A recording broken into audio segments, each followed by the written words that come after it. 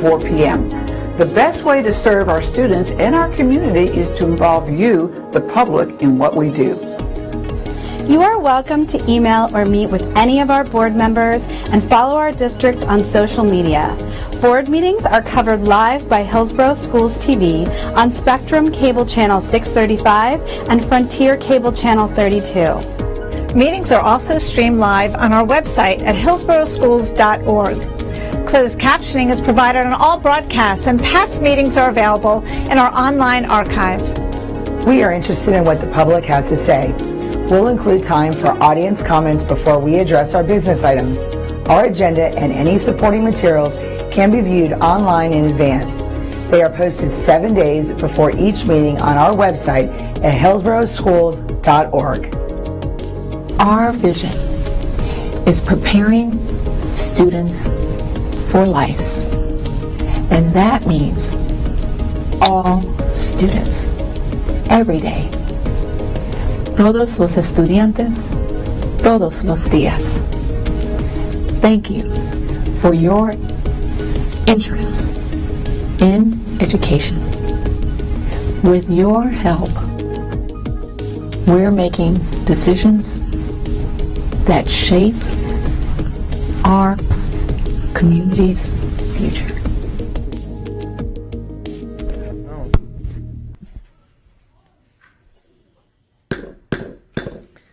The board meeting of March 7, 2023 is called to order. Member Washington will now lead us in a moment of silence, followed by the Pledge of Allegiance. Thank you, Madam Chair. Please join me in a moment of silence.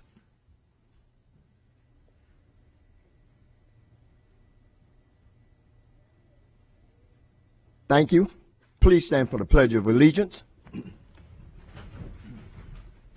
I pledge allegiance to the flag of the United States of America and to the republic for which it stands, one nation, under God, indivisible, with liberty and justice for all.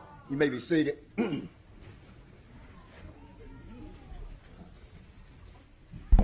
Thank you, Member Washington. Member Washington will you please acknowledge our student entertainment for today? Thank you, Madam Chair. Today we would like to thank Pauley Elementary, the Eagle Drumline, along with the band director, Mr. David Nichols, and the principal, Sharon Waite. These wonderful students entertained us prior to the start of the board meeting. And at this point, I would like for them to come up and introduce themselves. Nevaeh Tejada in the 5th grade. Speak louder now, because they need to know who you are. Say it again. Nevaeh Tejada in the 5th grade. All right. Sounds great. Yazir Mendez in the 5th grade. Johnny Burr, 2nd grade. Camila Hernandez in the 5th grade. Jonathan Veloz in the 5th grade. Tavion Brewer in the 3rd grade. William Ebanks in the 4th grade. Janiel Pacheco in the 3rd grade. Keandre Moss in the 1st grade. All right. Kamari Bryant in the 5th grade. Marlise Martinez in the 5th grade. Jeliani Martinez in the 3rd grade. Jalen Smith in the 5th grade. Cameron Davis in the 5th grade. Kenneth Singleton, 4th grade. Renard Albury in the 4th grade. Nartee Davis in 5th grade. Amaya Dye in 3rd grade. Janiyah Myers in 4th grade. Kennedy Bryant in 4th grade. Ivy Billa in 4th grade. Taraji Newsome in 5th grade. Virginia Barretos in 4th grade. Zalia Ortiz in 3rd grade. Aubrey Robinson in 4th grade. David Nichols, music teacher. All right.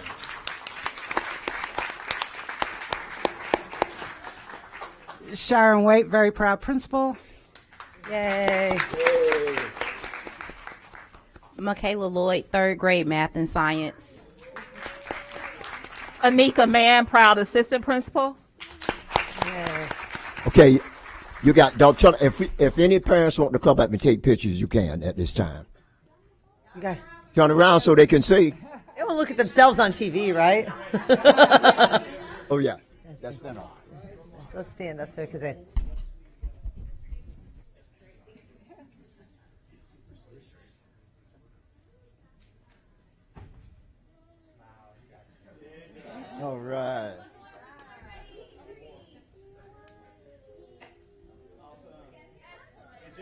Thank you all for doing a great job. And now you guys famous. You're on TV. You see yourself on television? Okay.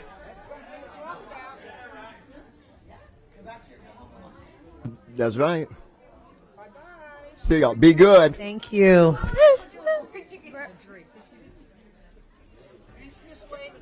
Thank you, Ms. Waite. Thank you. All of you did an amazing job. It's a great way to start a board meeting. So upbeat. Thank you.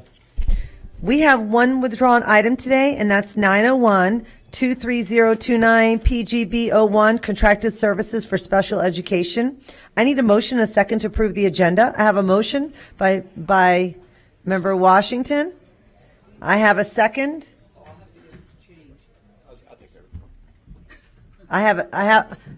Yeah, that's okay. I have a motion by Member Gray, and I have a second by Member Washington. Any discussion?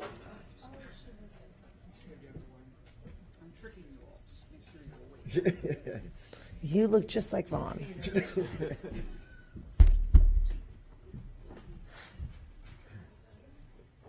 Oh.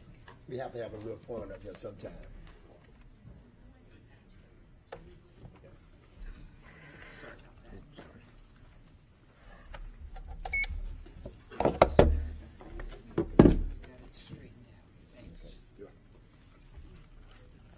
Okay, thank you, everyone.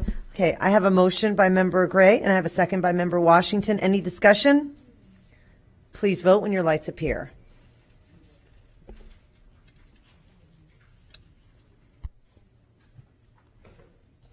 And it passes unanimously. Let the record reflect that all board members are present with the exception of Member Vaughn.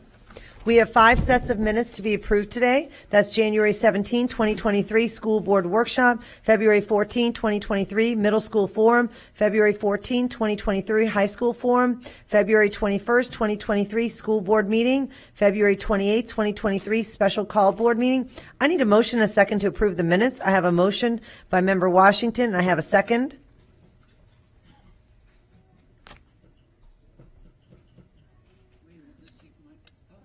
And I have a second by, I saw Member Hahn. Any discussion? If not, please vote when your lights appear.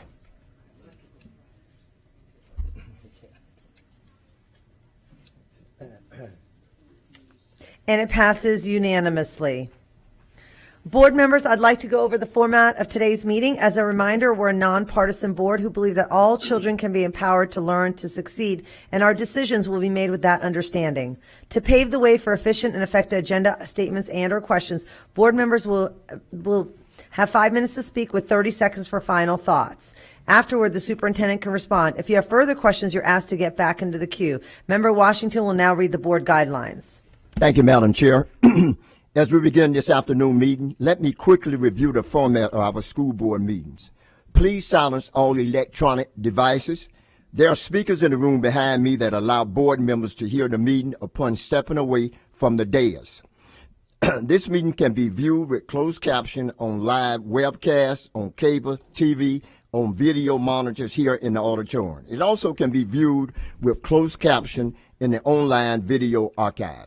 Thank you, Member Washington. We have one item scheduled for time certain, and that's 6 o'clock, and that's employee input. At this time, we're going to move up one recognition because we have several people here.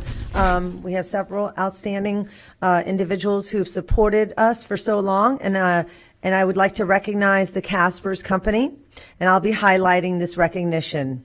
Blake Casper, along with his sister Allison Casper Adams and her husband Robbie Adams, are longtime supporters of Hillsborough County Public Schools. Blake Casper joined the company in 1996, and following his father's death in 2005, Blake assumed the role of chairman and CEO of Casper's Company. Bob Canigliaro, got that right, started in 1975 as a manager training and advanced through all levels of management to area supervisor in 1980. He was promoted to community relations manager in 1994 and vice president in 2001. He's been a champion of education and true advocate for Hillsborough County Public Schools, students, and employees. And finally, Dustin Portofilo joined Casper's company on November 30th, 2017, and actively engaged with our district and school staff immediately. His enthusiasm and positive approach working with students, families, and employees continued the recognition of Casper's company and his amazing educational partner. So we would like to recognize all these individuals. If you could please rise, we have something for you.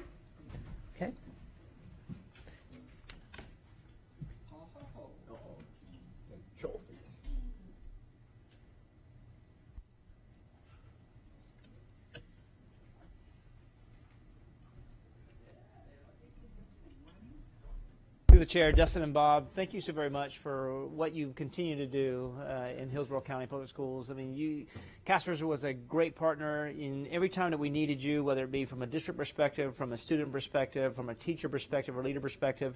You were always there, and you continue to be champions of this community and also for our children. For that, we are so grateful for what you've done. Dustin, thank you so very much, sir. We appreciate you. Bob, you've been a champion along. I know that the fish sandwich is your favorite. It is true. But thank you so very much for helping us always in a time of need. And this time I'd ask the board, please come down if we can, take a picture, and to celebrate their awesome partnership for so many years within Hillsborough County. Thank you, sir. Thank you.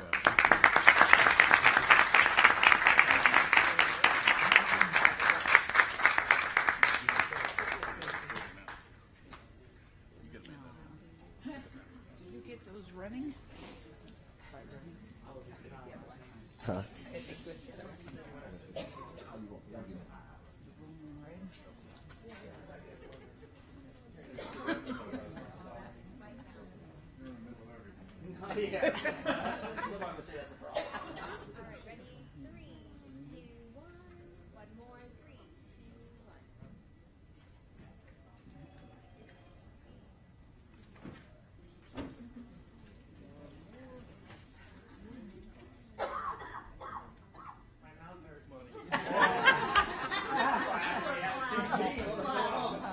You must be an amateur there.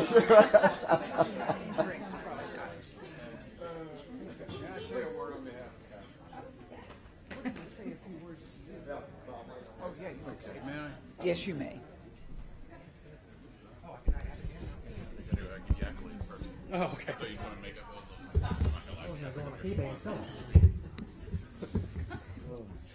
Superintendent Davis, Madam Chair, and school board members, on behalf of the thousands upon thousands of employees at Casper's company, probably some former employees sitting out here in the audience, and all that we have represented over so many years, it has been our pleasure to serve this district and to serve the students. One of the most fulfilling things for us in service is serving the children of this community. And they are not just the children of this community, all of them are our children. And everything that we did was to help elevate them, help them achieve success, and eventually for us to hand the keys to our businesses, our world, our government, our schools, to run it. And there's no greater joy than watching them walk across that stage and then knock on our door and come in, and for us to hand them the keys to run a multi-million-dollar business or whatever it might be. Well, thank you for the opportunity. It has been an absolute joyride for us. Thank you so much.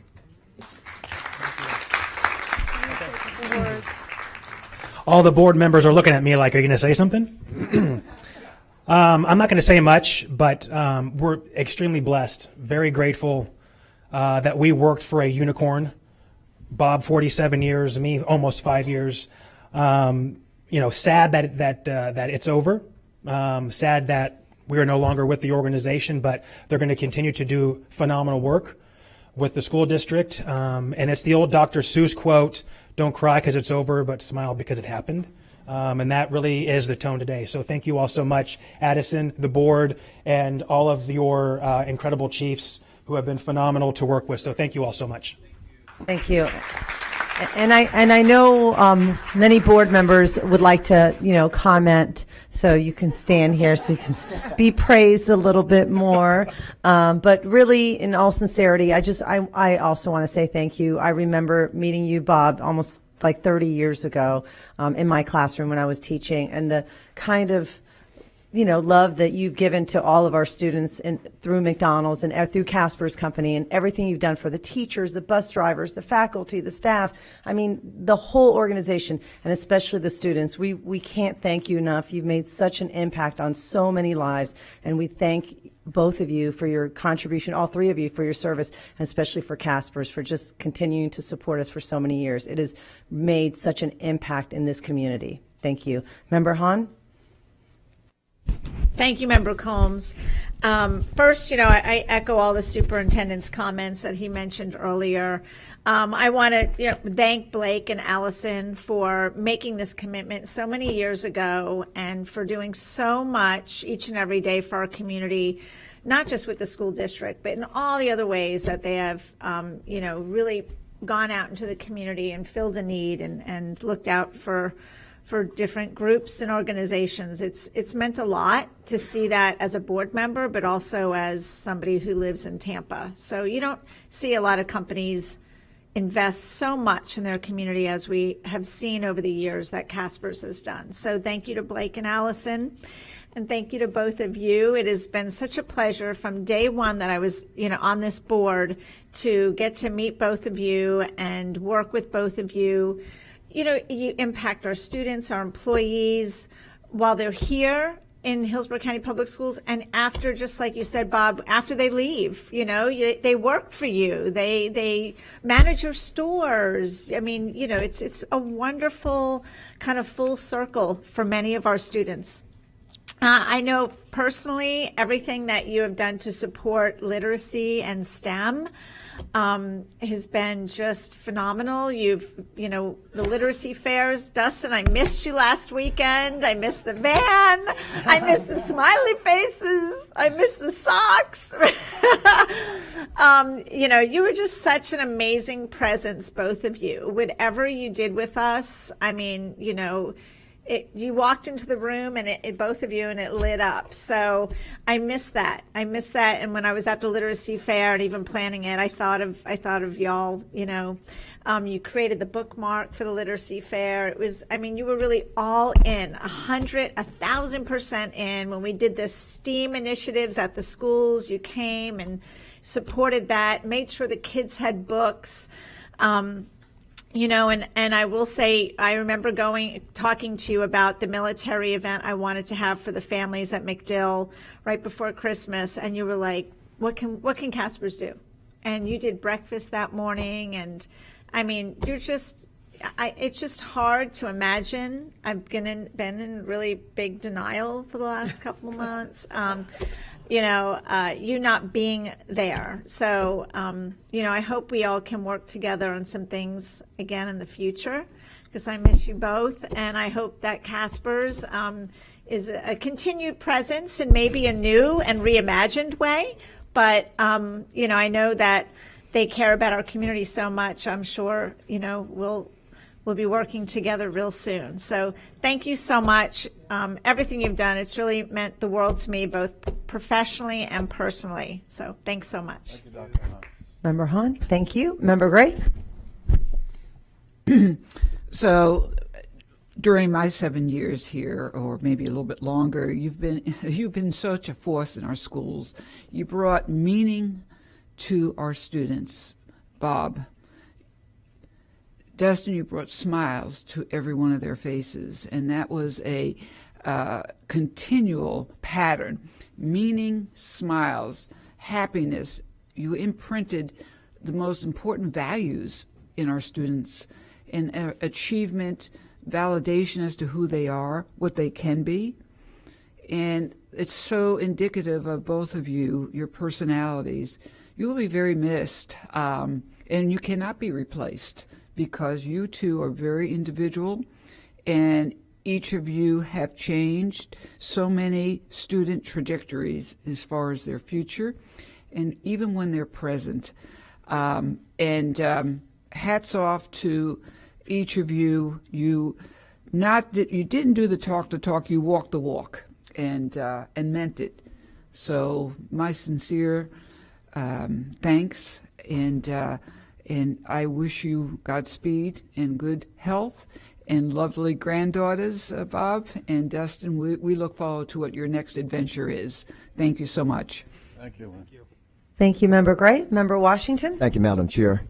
Bob, we go back a long ways. I could recall back in the 70s when I was a head basketball coach at King High School. And back then, we didn't have clocks in the gym too much because people didn't donate money in clocks and so forth. And I remember you giving us a brand new clock in the gym for the girls basketball.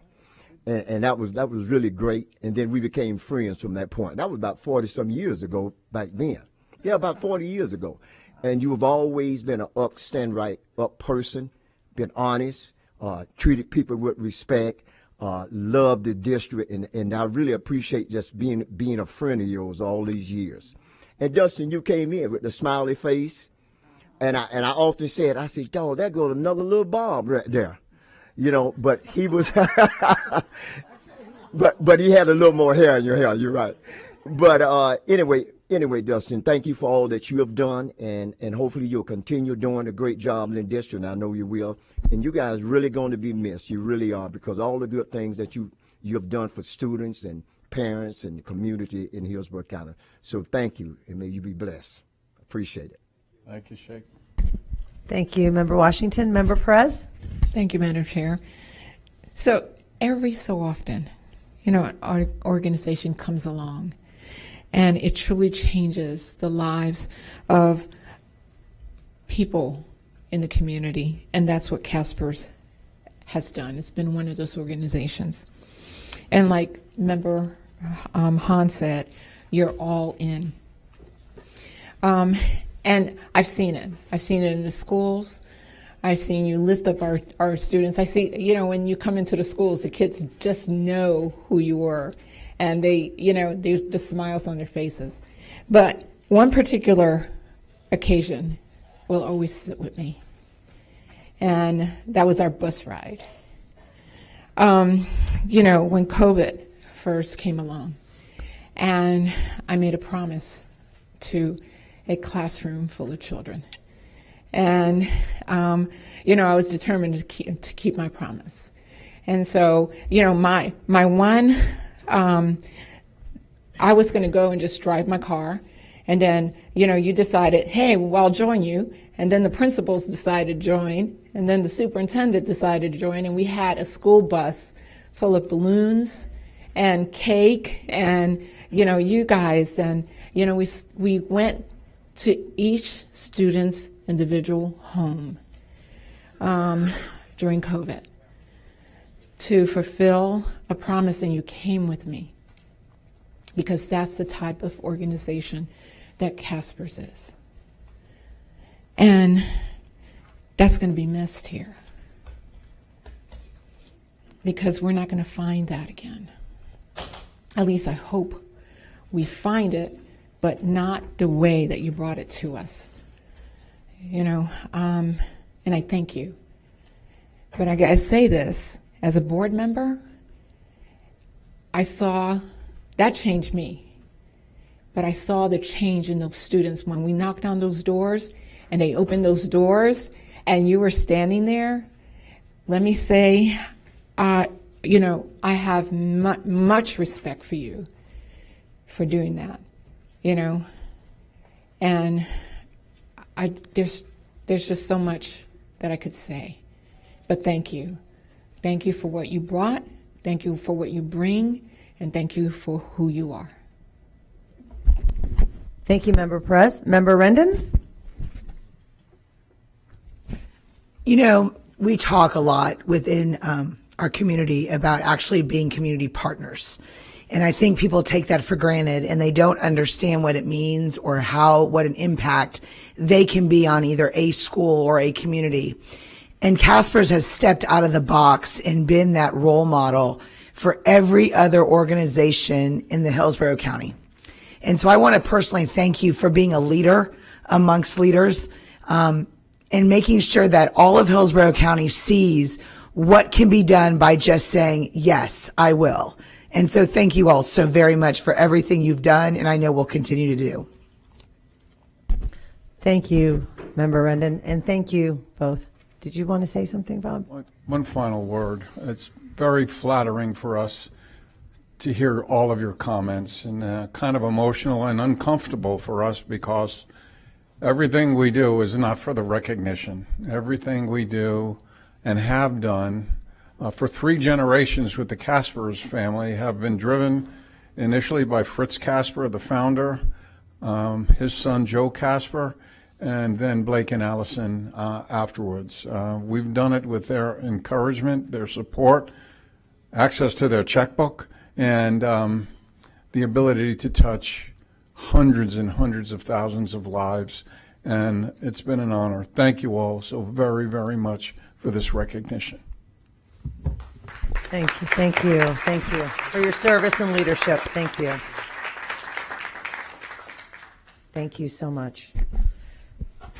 We will now go on to public comment. The board welcomes comments from citizens and values your input to the board. In order to provide the most comprehensive response to your comments, our staff will follow up with you and will keep our board informed about the responses. Our school board respects the public's right to speak to the board, and we appreciate you taking the time to be here. However, it is requested when you address the board comments are not directed personally against a board member or staff member, but rather directed at the issues. Any behavior intended to interrupt the orderly conduct of this meeting will not be allowed. Our civility policy is in place. When addressing the board, please state your name and speak clearly into the microphone. This afternoon, each speaker will have 3 minutes. Reminder that your 3 minutes start when you begin speaking. When there are 30 seconds left, you'll see a yellow light on the lectern, a red light, and a chime will indicate when your time is up. I will now call up the first 5 speakers, and if the first speakers will please come up and state your name. Thank you.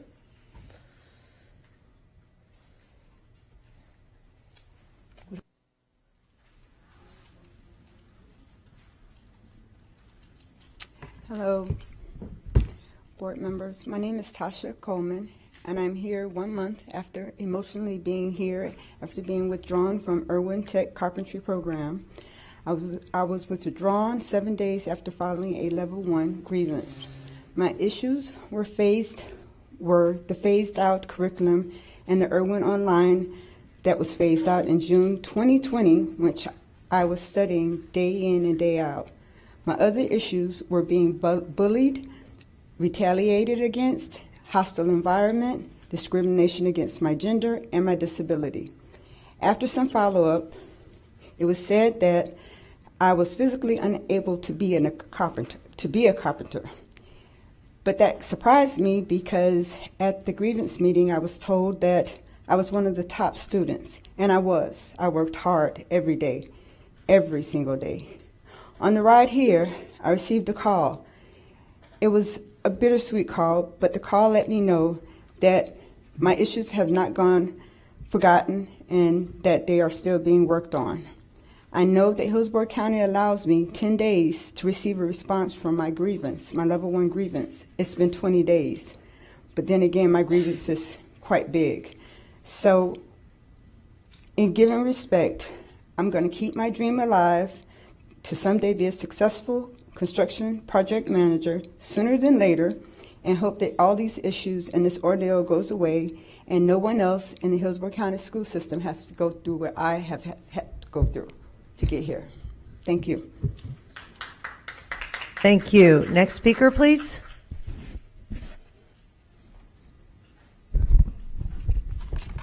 Hello. My name is Whitney Younglove, and I'm here today representing Carrollwood Elementary in the K-8 initiative. I myself am a proud alumni of Carrollwood and also of Chamberlain High School. I look back on my days as an owl and a chief very fondly. In fact, some of my best memories from high school are with you, Mr. Washington. I was a cheerleader and remember for every home football game you dressed up as a chief and got down and did push-ups with us every time the Chiefs scored.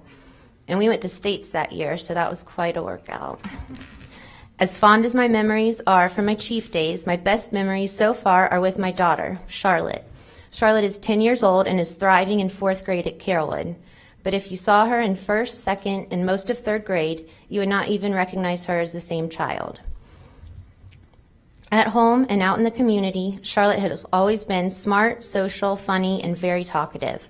But when she started at Carrollwood in first grade, she was intimidated and painfully shy, so shy that she started to shut down and would rarely speak in front of her classmates and teachers. Then COVID hit in the middle of first grade, and we transitioned to virtual learning for 1.5 years. She never said a word on Zoom for the remainder of first grade. Throughout her entire second grade year, Charlotte didn't speak once. I had to videotape her while she read to prove to her teachers that she actually, in fact, could read. Her second grade teacher went above and beyond, even meeting with us outside of school hours just to try and help Charlotte feel more comfortable. Sorry.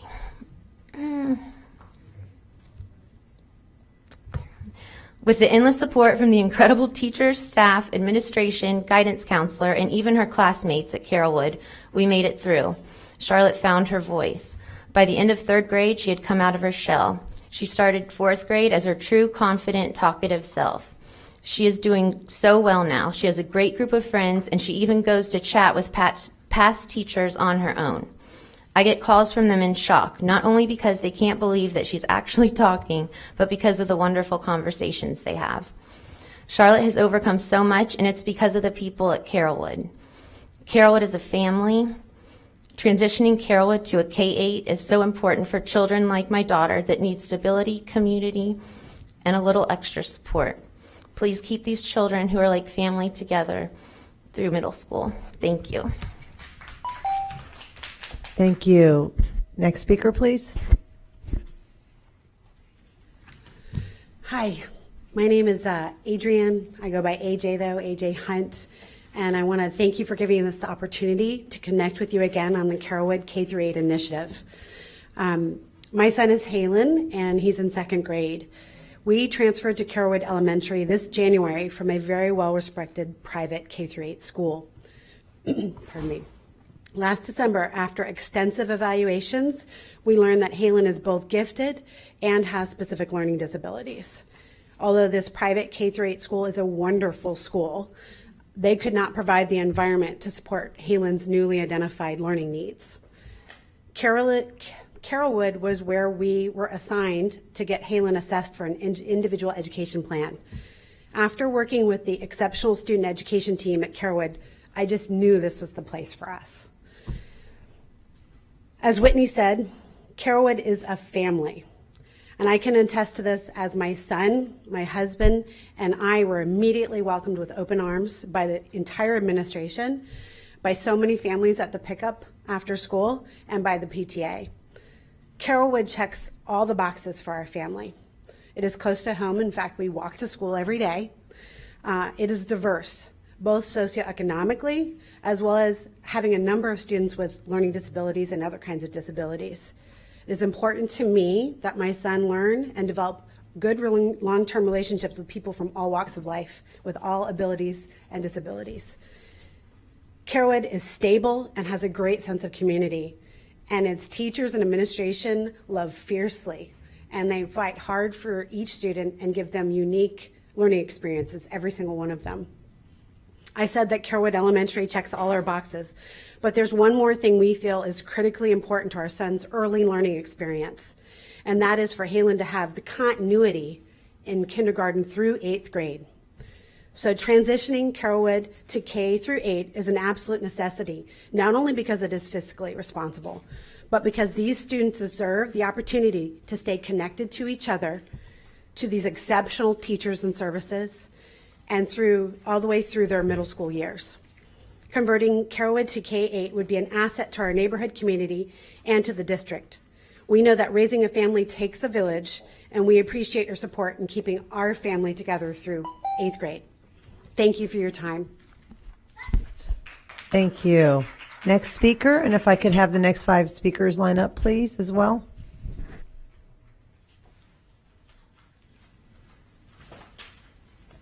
Mark Clutho, Largo. Boy, you're backslapping, glad handing, it's so tiring. I have to mention that talk the talk, walk the walk. That's not the saying. It's walk the talk. That is the saying. You know, I learned that way back in the 1950s. Yeah, I'll tell you. It's amazing how you can be so unaware. We have Meatball Ron DeSantis with his asinine, authoritarian, fascist dictates. A sick plan to destroy public education. That's what's happening. Yeah. A sad day here in Florida. A sick individual. Yeah, yesterday's New York Times had an article about all the insects that are dying, the pollinators, that if we don't have them, all the humans are going to die. You have sick, sterile campuses, all your schools. It reminds me of Mildred Helms, where my wife taught, made a beautiful butterfly garden, who, I don't know, the individuals there that destroyed it, broke her heart. Then they wanted to call her back so she could teach about butterfly gardens. How sick is that? But your schools have, like I say, 6 sterile campuses to go with the sick buildings. So we have headlines like this: CO2 level highest in human history. Study: climate change is worse than we thought. And climate crisis gets worse by the day. This is your legacy. Yeah, it's going to get worse. Much, much worse. And you don't do anything to fix the problem. Thank you. Next speaker, please.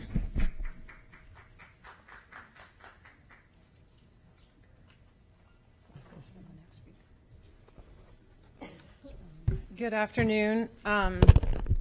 Again, my name is Julie Gephardt, and first I just want to issue an explicit content warning. I know I saw some young children in here. There's some graphic content in this. So, well, I'm once again absolutely stunned. The district level committee affirmed this book is gay and said that it should remain in middle school. In a letter dated February 21st, 2023, we learned that a district-wide committee that includes both head media specialists, the executive director of literacy, the supervisor of school counseling, the supervisor of psych diagnostic services, the assistant superintendent of teaching and learning, and the executive director of instructional support all convened and decided this book is appropriate for middle school. Stunning. I don't think all of you members knew about that yet, and so I've given you a copy of that letter. I cannot imagine how adults could convene, discuss, and approve this book again. Here's the content. Page 47, this is really embarrassing to read this out loud. The amygdala of gay men is more responsive to porn than those of straight men, so we have bigger dicks and we're hornier. Just saying. Page 72, no one wants to have sex with a bald, spotty psycho with balls like shriveled raisins.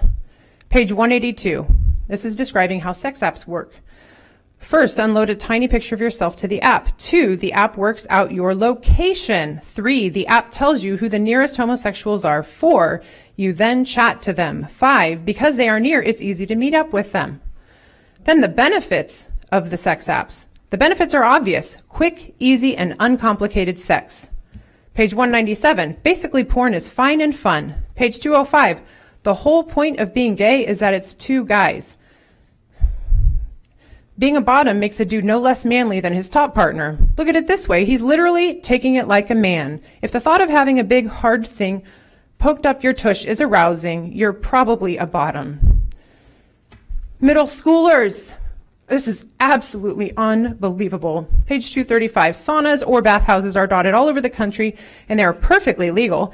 People pay some money to enter and then have a bit of a sauna and some random sex. Again, this is fine as long as you're safe. And then we have definitions in the back of the book. There's a definition for waterworks, which is peeing on someone in a way considered sexy. There's a definition for scat. It's called eating poop. This is in the book. I have it right here in this book. Your Pierce Middle School committee, including the principal of the school, approved this when it was first challenged, and now your district-wide committee has also dug their heels on and approved this book to be in your middle schools. I want you and the families of HCPS, they deserve to know what's happening. And your negligence, silence, and inactivity make you complicit.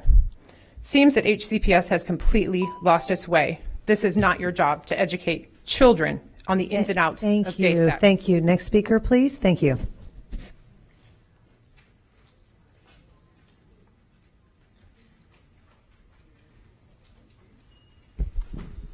Good afternoon, Board. My name is Michelle Gonzalez-Smith. I've been reluctant to speak because I abhor public speaking. I'm here to remind the Board, as you prepare for the workshop, to keep the children's best interest in mind. Please try to keep the children with their friends and with their neighborhoods. My son Liam, who you all had the pleasure of hearing him speak before you, seems like a very happy-go-lucky kid with a very magnanimous personality. This child of mine became a shell of himself during COVID. Due to a medical condition, he had to be homeschooled for 22 months. It was detrimental to his well-being. He was very severely depressed and being isolated from his friends. He has now been back in his school for just over a year and is finding his way to returning to the Liam we all know and love. I do not want the boundary changes to separate him from all of his friends. He has one friend in our neighborhood, the rest are on the other side of Kennedy, and most are not impacted by the boundary changes. It would be devastating to his psyche to have to start all over after 6 years of him cultivating these friendships since kindergarten. I implore you not to move our neighborhoods of North Bon Air and West Shore Palms, as it would have little to no financial impact. However, it would be disastrous to the mental health and well-being of all 130 students impacted in a time where the mental health of all students is the utmost importance. Thank you for your time and attention to this matter. Thank you. Next speaker, please. Hi, my mom's a hard act to follow. So I would like to start. My dad isn't here because he had to do a lot of work.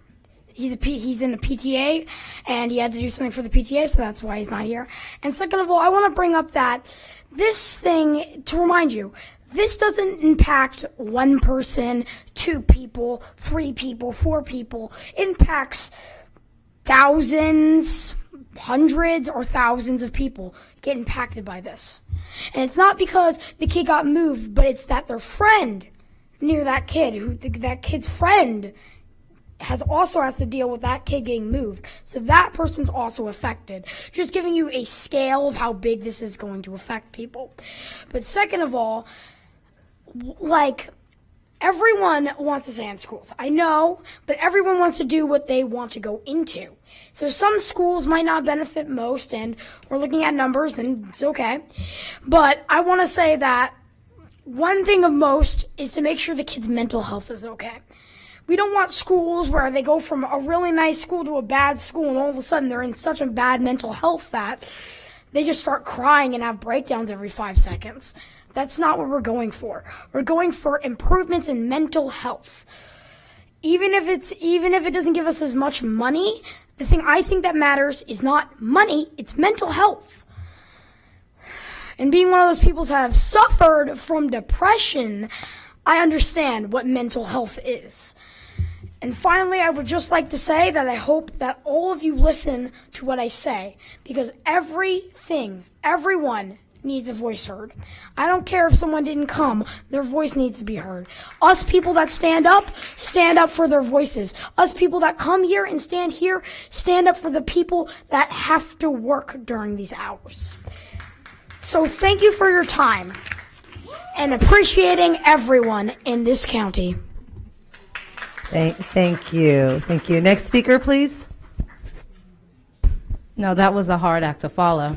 Good afternoon. My name is Jeanette Horsch-Smith. I'm the Director of Community Engagement and Support for Cornerstone Family Ministries, also the Rosa Valdez Early Learning Center in Old West Tampa, and I just have support behind me. We are here for advocating on behalf of Just Elementary. We would like to propose to the board to consider in its deliberations maybe taking Just off the list and really looking at some alternative solutions to what to do for a school with such a legacy as Just Elementary. One, knowing what development is coming to the West Tampa area, being concerned about an under-enrolled school in a developing neighborhood is kind of counterproductive. We're bringing families into a neighborhood, but yet we're divesting in the educational opportunities. The West Tampa community, in which I speak on behalf of 65 0 to 5-year-olds, so I am the voice of the babies. That community is in dire need for youth engagement, both positively during school hours and after school hours. And so in order to say that we need to shut down a school because it's under-enrolled, Dunbar max enrollment is 311. They're at 306. West Tampa, I'm sure, isn't hurting for kids either. So when you develop in that area, there will be a need for an educational institute, and it should not be chartered nor at the cost of people who have built literally the streets by which the city will profit from. And so I'm not standing before you because I'm a parent of someone who goes to Just. I have a 5-year-old and a 1-year-old, one who attends Rampella, one who attends Rosa Valdez. I'm not before you because I am an alum of Dunbar and of West Tampa Elementary and of Middleton Middle School and of Hillsborough High School International Baccalaureate Program and of Howard University. I'm not before you because my sister is the first African American general manager of a Ford motor dealership in the United States of America, or that my other sister is the vice provost at the University of South Florida, that my brother builds robots and my other sister does computer science, and the other is a global trainer for a private banking institute. I'm here because all 6 of us are products of Just Middle School, where our parents met, and then they went on to Blake High School. And then because of integration, they were separated, and my mom had to go to Plant High School. But yet love persisted, and they reunited, and they birthed 6 productive citizens. That family, my family, could not afford charter school or private school if only 3 of us were to get scholarships.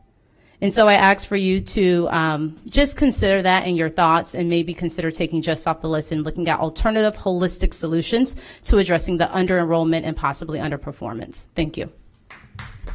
Thank you. Next speaker, or the next 5 speakers will please line up.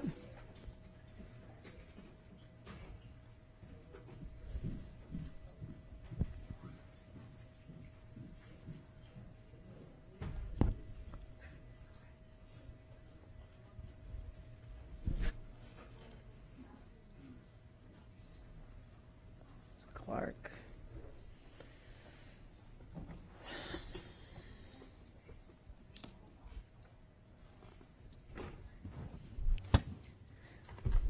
Good evening. My name is Karen Clark, and I'm the grandmother of a dynamic, bright, precocious young lady, and her name is Annalise. And today I'm here basically to advocate for a safer route for her to attend the Boys and Girls Club. Currently, she attends Town and Country Elementary School, and she just started going to the Boys and Girls Club about 2 weeks ago. However, there is not a safe route for her to leave Town and Country Elementary School, cross through Webb, and make her way to the Town and Country Boys and Girls Club. So what that means to me is that I am a life insurance agent, and I've been an agent for over 20 years, and I do work from home. However, I have to take her to school in the morning, go back home, come again at 1:30, 1:45, but because of her mobility issues, she gets out of class a little earlier than everyone else. I have to physically walk down Hanley Road, down Sawyer, to the Boys and Girls Club, and bring her there, drop her off, go back home, continue to work, come back around between 4:30 and 6, pick her up. So that's 3 trips. The morning trip and the afternoon trips are given. I would have to do that regardless. But that midday trip could be circumvented. So currently there is a route that the children who are not mobility limited are taking. Once they leave Town and Country Elementary, which is not the issue because they have a ramp, they now are onto Webb Middle School's property. There is a little grassy mound which has an incline, which is a little hill, and she can self-propel, but it's a challenge when you're in a wheelchair. So they have a sidewalk, but it has a ramp, but the ramp cuts off. Long story short, there is no safe route for someone with a wheelchair. She does require assistance one-on-one, and she has a para assigned to her at Town and Country Elementary. At one point, she did actually have a private nurse. Unfortunately, that situation has become obsolete as of the beginning of January because of funding issues, I guess. The Boys and Girls Club said they're more than happy to have her there. However, they don't offer one-on-one assistance. So I implore you to please find a safer route for Annalise to be able to go to the Boys and Girls Club and be able to enjoy herself with her peers and have that emotional, social, physical activity and that kind of relationship that any other child deserves. Thank you for your time. Thank you. Next speaker, please. Hello. Hi, my name is Annalise, and I'm going to say how when the Boys and Girls Club and about school.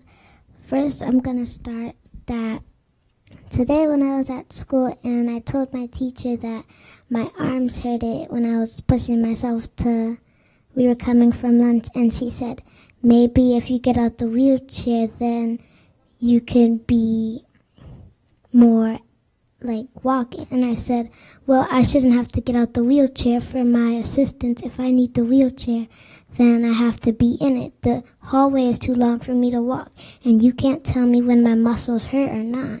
And she said, well, I'm just saying that. I said, well, maybe you can keep your thoughts to yourself. And she said, just go play. And I said, I have the right to speak about my thoughts.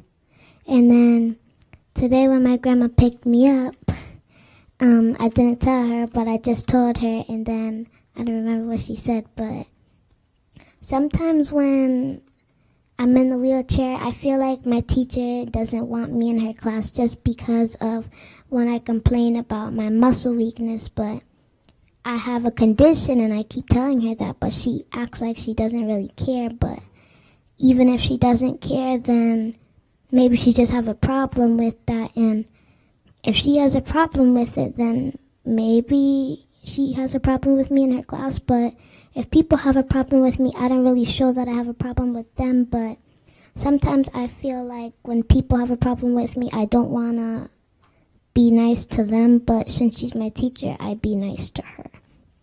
And when I have to be in my classroom, I was in an old class, and my teacher, she used to give me anxiety, so I went out of her class. And today, I feel like I can do anything I put my mind to. Even when my teacher tells me to walk, I still have the right to be in my wheelchair. And thank you for listening.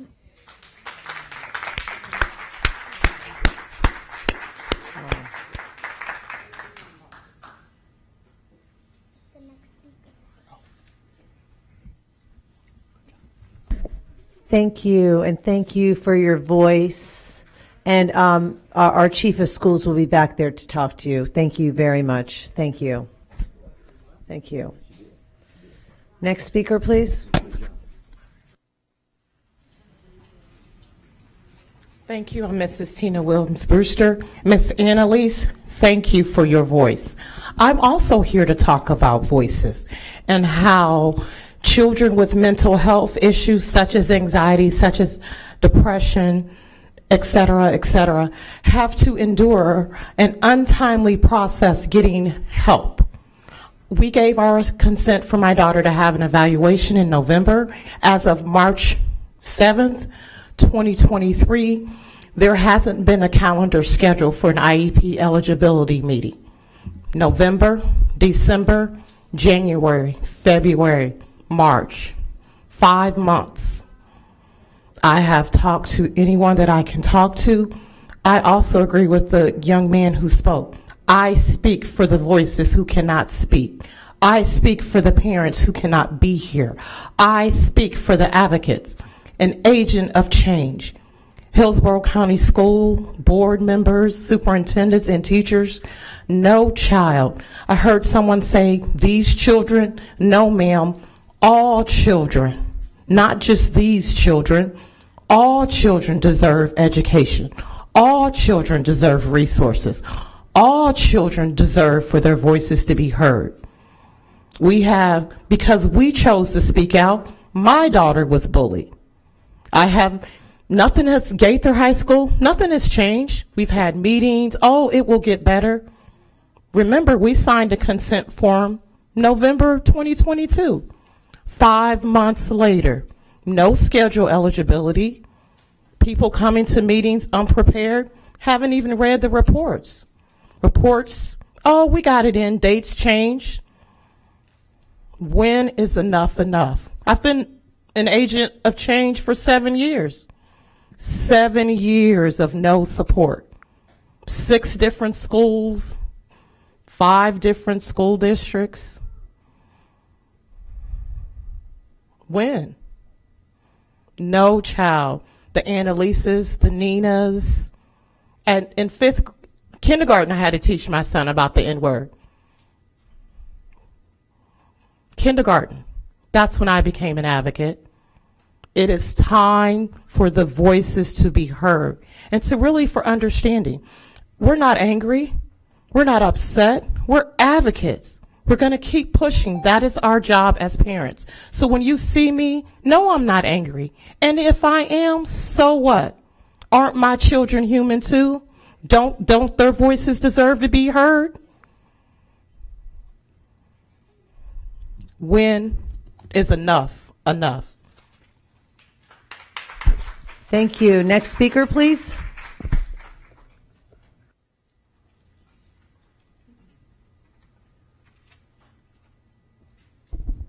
Alan Brewster, board members, superintendent. I also want to talk about mental health, but I'm going to use myself. In 2013, I had a house fire. Both my hands, my feet, my face, part of my legs was 2nd-degree burns. And it took me about 5 months to recover. And I realized something out of that I developed anxiety. And it took me for a loop. And if I see fire, I'm freaking out. And then I learned there are other things that are triggers. And it takes me a while. I have to talk to myself to bring myself back to a normal state. And I want to tie this in with my daughter at Gaither High School. She has anxiety, depression. The teacher started yelling at her over an assignment, and my daughter went into a tailspin. Now, we did sign, like my wife said, for a social history assessment. My daughter talks to the psychologist from Invo, but guess what? The process at Gaither is broken. The psychologist, the Hillsborough psychologist for Gaither and the social worker do not interact or communicate with the psychologist at Invo, who my daughter talks to on a regular basis. They never asked her for her input. What is the problem? She has the most knowledge of my daughter about her triggers, how she feels about the school, the class settings, the administrators there. They don't ask her for anything. This process is broken. And in order for my daughter to get help, Just like I had help when I went to the hospital, there's a whole team there, a whole process, objectives and a goal to get this individual healed. That has to be the same process at Gaither High School, and it's not there. Oh, it looks good on paper about mental health and mental illness, but they're not doing what it says. The social worker, she is not doing her job professionally. The process is broken. Thank you. Next speaker, please.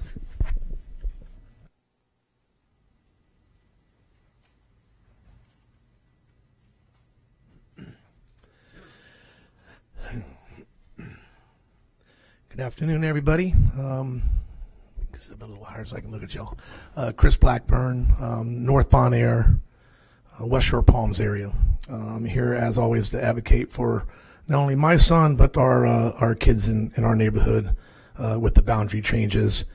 I'm really kind of hacked off now. I'm looking at stuff where we're constantly, the constant bickering and infighting or whatever's going on with this board with different areas. South Tampa. I'm going to bring up South Tampa because I live in South Tampa. I work 6-7 days a week, whatever it takes, and I have been doing it for years to make sure that my kid and maybe future, I don't know, but my son is getting the best education I can afford to get him to. And I am working my tail end off. These people who live in South Tampa, if they're millionaires and they have $1 million houses, this whole white privilege crap should be over. If they're making millions of dollars, I don't care. They did better than I did in some spot in life. I don't care where their money came from. They live in houses, they pay their taxes, they do everything they can. Plant High School is getting picked on constantly by different members of this board. I'm over it. It's over. 1, 3, 5, and 7 is coming up next year. 1, 3, 5, and 7. Our kids deserve better because you're bickering about people making money, and you know how many people of color live down in South Tampa too, who are wealthy? Lots. We live in the most diverse area in this area for South Tampa schools in District 2. Enough. Stop with the constant Plant High School never gets touched, and none of these other schools get touched. It's childish. It is childish. My kid deserves the education I set him up for, and you are not going to send him off to Pierce for Coleman. It is not going to happen. Not going to happen. These people, that book that lady showed just a little while ago was recommended by Pierce. I don't want to get a phone call from Pierce that my kid's getting in a fight again because they don't want him there. Those kids over there do not want some kid, this rich kid from South Tampa here. He's not a rich kid. I am sick and tired of having to hear all these communications in your meetings and your workshops. Oh, South Tampa, this, that, and other thing. Ms. Hahn has given up 4,700 students.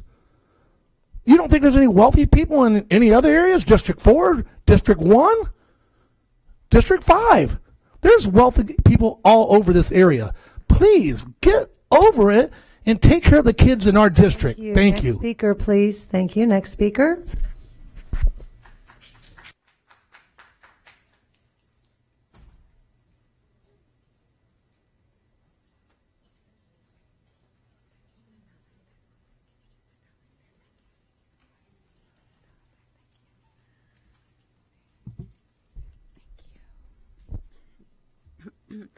Hi, my name is Margarita Novak, and thank you, Superintendent Davis and the rest of the boards today. Thank you so much for all that you guys have done throughout this whole entire boundary change and being diligent and taking the time to go on extra meetings and listening to our community. I am entirely grateful for that, as I'm sure the rest of us are, and having you guys sit with us, listen to us, and make the changes that are necessary for our community. I know this is a long process, and we still have a bunch of work that we need to do. And so listening to your guys' workshop on February 13th, one of my main concerns again is our touch with our underrepresented communities, again, touching on the Hispanics. And like you mentioned, with the amount of immigrations that is coming in already this school year was 9,000 kids, and more are coming. Last month, 1,000 kids. So where are the communications that are going to those students? Where is that Spanish specific communication going to those students? Because they are immigrants. They don't have anyone else. They don't have someone telling them, hey, this is what's going on. We need to go out to those communities, especially, and have those meetings and that communication done. As well as mentioned in that same workshop about having a property selling of certain buildings, I thought in previous meetings that there weren't going to be any properties being sold. And now I'm being told that there will be properties being sold. So I understand that that money will then come back to us and hopefully generate more influx of financial benefits. But I'm thinking in the sense of, why can't we rent that out to those locations then? Because how are we going to lose more additional buildings that we are needing for our students? We can't just give up property just to give it up. That's for our students. That's for our public education. That's for our children. Please don't give up those buildings. Please just rent those out to those leasing places or those garage places. Just lease it out. We need that. We need to stop giving so much out. We need to start taking back our power as the community, as the public, and demanding that we stand together and not be pushed off. As well as understanding the chosen data, understanding the incentives with your RFP process, with your consultants. I'm very disappointed in how that, again, communication has not been transparent. As you have already said, that costs $500,000, and it's still being billed monthly. So we're paying for a consultant that we have as a public and as the board may not always understand. Thank you very much. Thank you. And that concludes our public comment. We will now continue on to the next couple proclamations. AO2, Adoption of Proclamation, Music in Our Schools Month, Youth Art Month, and Theater in Our Schools, March 20th, 23. Member Gray will be highlighting this proclamation. Thank you, Madam Chair. The proclamation I'm reading is Music in Our Schools Month and Youth Art Month and Theater in Our Schools. And a big thank you to Tracy Lisi for music and Laura Hobby for the arts. Hillsborough County Public School District prides itself in support of art education to all students. The art, music, and theater education departments span services from kindergarten to grade 12, offering opportunities to make connections in a number of ways. Through curriculum and community support for students, parents, educators, and administration, the Art Education Department makes students' success through creative thinking its number one priority. The purpose of Music in Our Schools Month is to raise awareness of the importance of music education for all children and to remind citizens that schools are where all children should have access to music. Art education develops students' creative potential and improves problem-solving and critical thinking skills by reinforcing and bringing to life what students learn in other subjects. Access to theater education in our schools has been proven to provide many benefits for our children, such as higher levels of empathy, emotion regulation, decision-making, and positive self-image. Hillsborough County Public Schools has dedicated, talented, and passionate art teachers in our schools who dedicate their lives to make our students more well-rounded and prepared individuals. Thank you, Madam Chair, for this opportunity. Arts in education is critical and is much appreciated. And our supervisor, Tracy Lisi, and Laura Hobby have done an amazing job. Superintendent Davis, I know that you must be very proud of both of them. Oh, go ahead. Thank you, Member Gray. I need a motion, a second, to approve Music in Our Schools Month, Youth Art Month, and Theater in Our Schools Month. I have a motion by Member Hahn. I have a second by Member Washington. Any discussion? I know a lot of people say something. Sorry, to the chair. I just also want to recognize Ted Hope, who's also retired, but also John, who is our new 6 through 12 supervisor of music as well. He's been an instrumental part of it, along with Tracy and Laura. So thank you all so very much. Thank you. Thank you. Member Hahn? Thank you, Member Combs. It's just so wonderful when we go out to schools or when we come here to board meetings. We always see the students playing instruments, singing, providing these opportunities around music and art and PE. Combine that with the academics, we're really educating the whole child. And that's so important. The skills that kids learn through art, music, and PE translates into so many other areas as they just go through their entire life. So it's always a pleasure. Even today, before the meeting, we had the drum line, and it's always just so inspiring. I know that, art, I'm a member of the board of the Tampa Art Museum. I love, Tampa Museum of Art, and love going to the museum and seeing our students' art hanging in that museum and how special that must feel to hang in such a prestigious museum. I know that as part of Youth Art Month, the Gasparilla Festival of the Arts sponsored the first ever Hillsborough County Public Schools ESE tent at the event, and 74 ESE student artists in grades K-12 were featured at Tampa's Premier Art Festival, which is very exciting for our students. ESE student artists and families and friends benefited from the opportunity. They showcased their work. They got to share that with their families and their larger community. And, it was a very special, so thank you so much to the Gasparilla Festival of the Arts for including our students. And this Thursday is the Middle and High School Scholastic Art and Writing Awards ceremony at Blake, and 200 students will be honored. So many great things are constantly happening in our schools and our community that celebrate the arts. And so it's just makes me very proud to be a school board member. Thank you. Thank you, Member Hahn. Member Rendon? Education is not just about reading and math.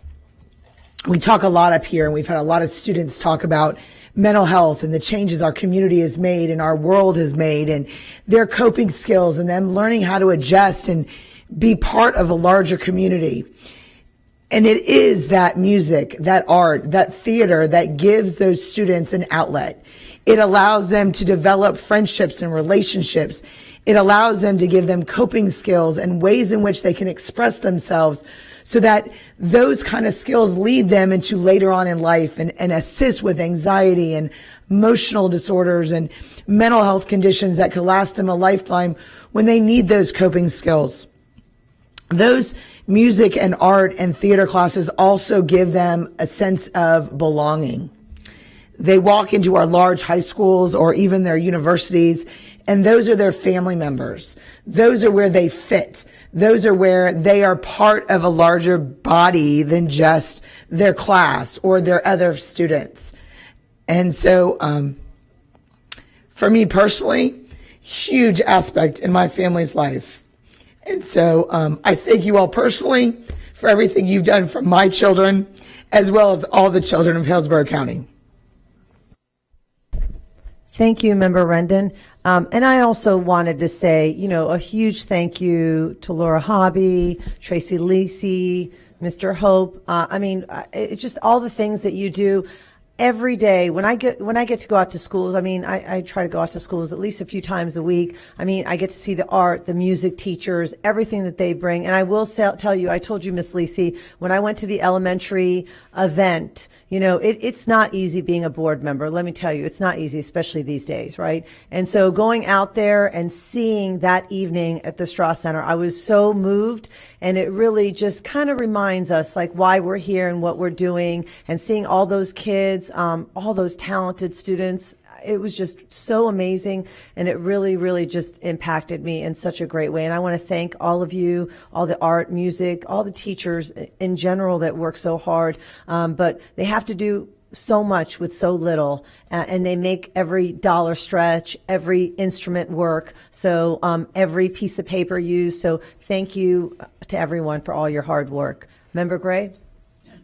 just want to make sure, Ted Hope, I'm sorry, I need to recognize you as well. What a monumental job you've done for our school district. And so at any rate, the arts and education is the biggest equalizer. Team sports is another one, but certainly arts makes everyone play on the same even playing field, and literally, right? Thank you so much, Mr. Hope, for all your years of service.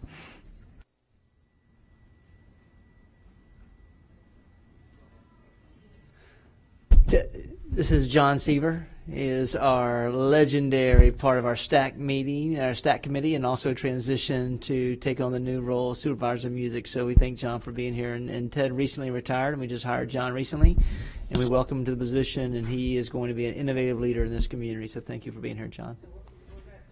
He was also known prior to as, right? He gets two names. Okay, you get two names. Okay. Thank you, Madam. Thank you. Member Washington? I know I was confused. They kept saying, Ted Hope, I'm looking out there.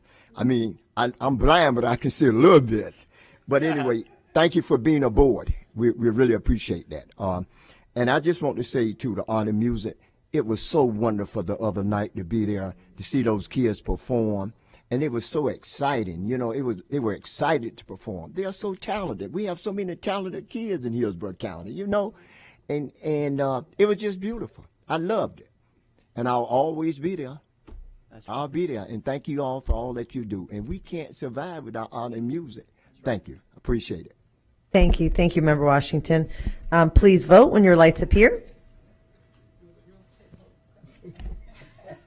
Thanks, Ted, John. Tracy, Laura. And it passes unanimously.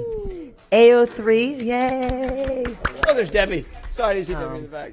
AO3, Adoption Proclamation in the National Social Work Month, March 2023. Member Perez will be highlighting this proclamation. Thank you, Madam Chair. Social workers provide a variety of professional services which foster students' physical, social, emotional, and academic growth. They help students and their families with learning, behavior, mental health, and attendance while strengthening home, school, and community partnerships.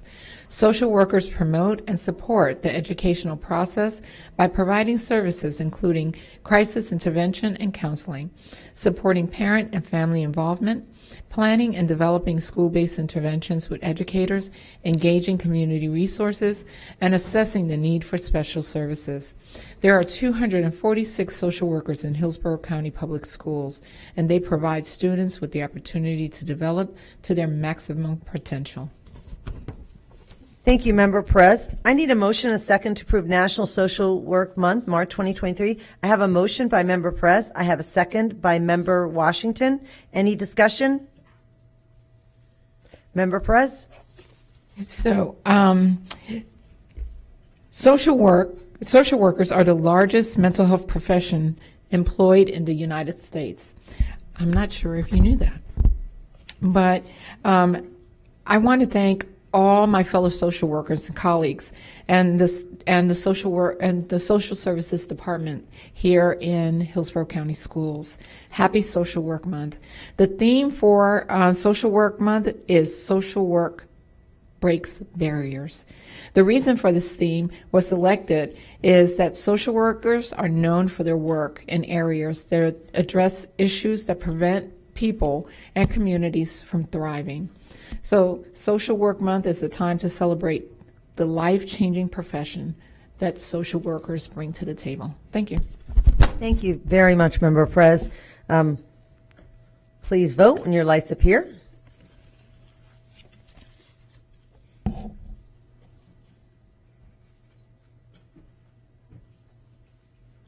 And it passes unanimously with Member Gray not on the dais. Okay. Next is AO4, Adoption of Proclamation, Tampa Bay Times Newspaper and Education, March 6th through the 10th. Member Hahn will be highlighting this proclamation. Thank you, Member Combs. Newspaper and Education is an international program that encourages and promotes literacy by using the newspaper as a teaching tool. Studies show students who learn using the newspaper become more engaged citizens as adults and grow up to vote in community, state, and national elections. For more than 40 years, the Tampa Bay Times newspaper and education program has served Hillsborough County Public Schools educators, students, and families by providing classroom newspapers, materials, and instructional support. The newspaper and education program provided more than 500,000 print copies and more than 10 million digital editions of the Tampa Bay Times to classrooms across Hillsborough in the 2020-21 school year. Thank you, Member Hahn. I need a motion and a second to approve Tampa Bay Times Newspaper and Education Week, March 6th to the 10th. I have a motion by Member Hahn. I have a second by Member Gray. Any discussion? Please vote when your lights appear.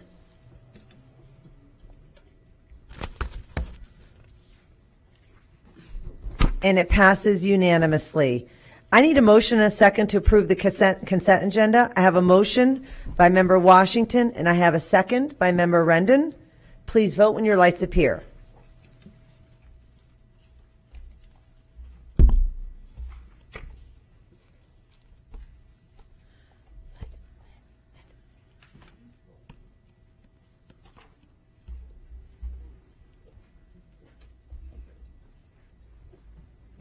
Okay. Yes. Thank you. And it passes unanimously. Thank you. We will now move on to the following items will now be heard. C402, C403, C503, C1001, and C1102. 402, revised evaluation instruments for administrators and student services professionals. Superintendent Davis will highlight this item. Yes, ma'am. In collaboration with CTA, with our support staff leaders, also our district leaders, principals, we had to come up with looking at our evaluation system to be able to strengthen it and being able to look at fewer streamlined components to really give us the essential evaluations that allow us to focus on our major practices that implement and improve performances from our employees. Last year, we had an opportunity to change and adjust the educator evaluation, and we launched this school year. And now it's time to be able to bring to the board the administrative leaders evaluation, the district leaders evaluation, and the student services evaluation, which is inclusive of social workers, counselors, and psychologists. So in this collaboration, we look forward to giving an instrument that really truly focuses on how to build one's capacity and allows them to have identified areas from progressing all the way to being an exemplar and give them those explicit indicators as we move forward. So bringing it to the board tonight, this really allows us to look at professional ethical norms, looks at vision and mission, operational management, student learning, student environment, looking at professional capacity, leadership capacity, and also community engagement. And these are some of the foundations and domains that we have used and come to a collective agreement upon to be able to move the needle to improve our performance and create a bite-sized actionable feedback to our employees to improve their craft. Thank you, Superintendent Davis. I need a motion and a second to approve item C402. I have a motion by Member Gray. I have a second by Member Hahn. Any discussion?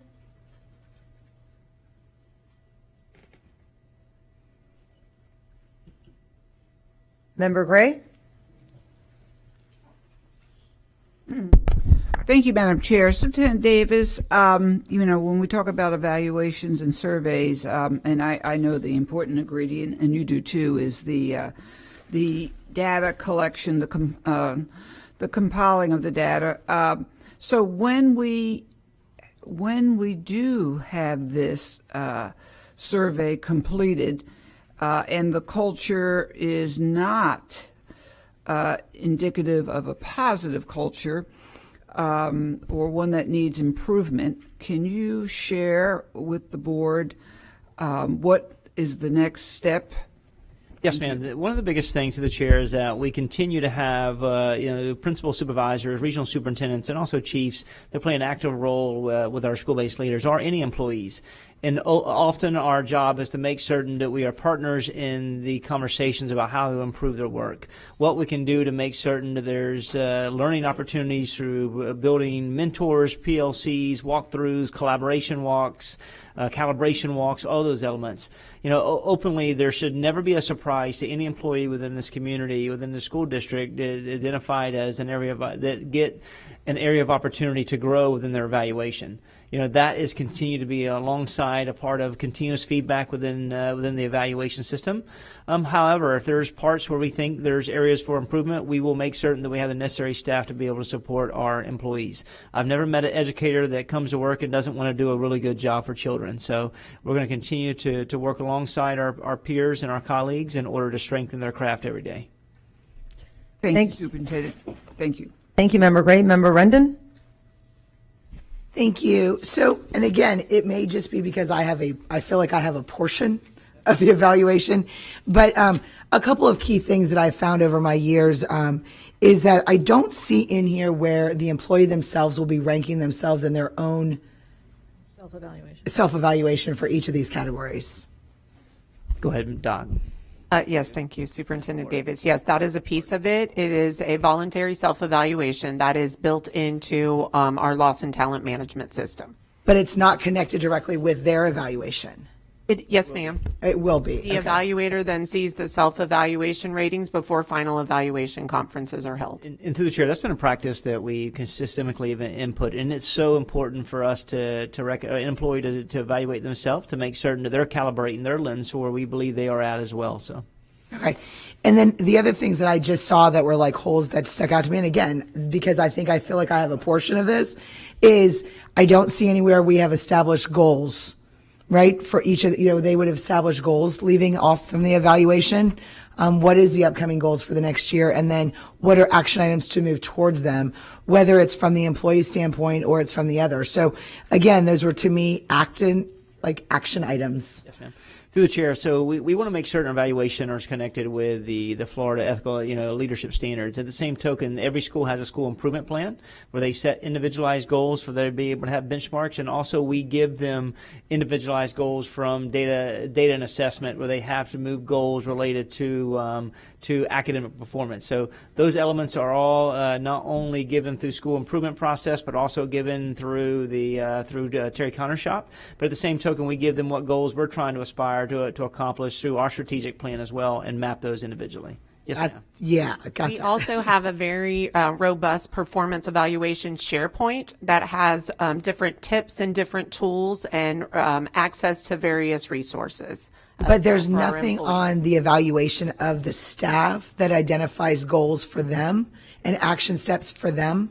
Depending on the bargaining unit, that would be right now. Currently, we still work with our union groups on developing those pieces. If there's requirements for additional pieces for people to write out, or that's another required form that they would have to complete.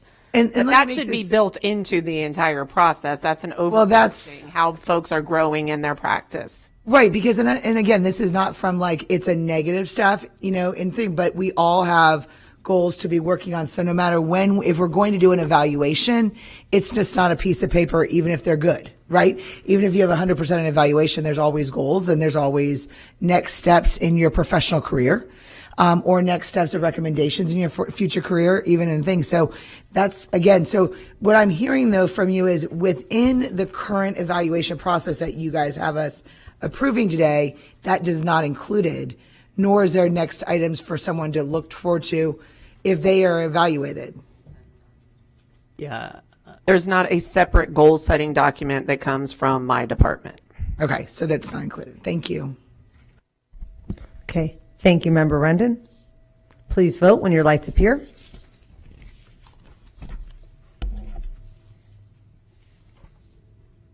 Okay, and it passes with 5 yeses, and Member Rendon voting no. Thank you.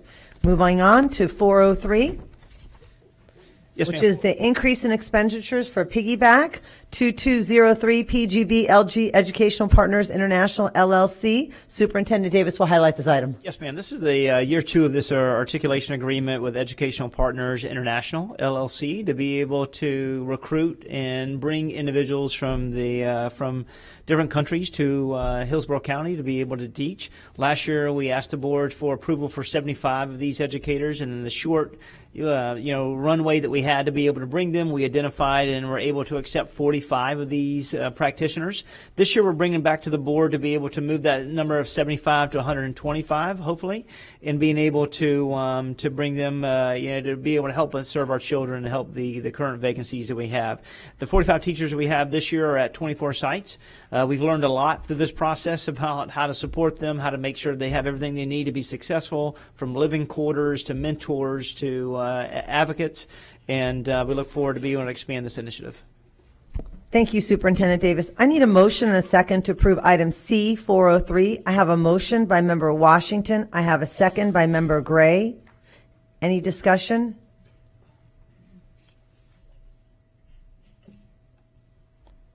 Member Rendon? I'll go after you, Member Gray.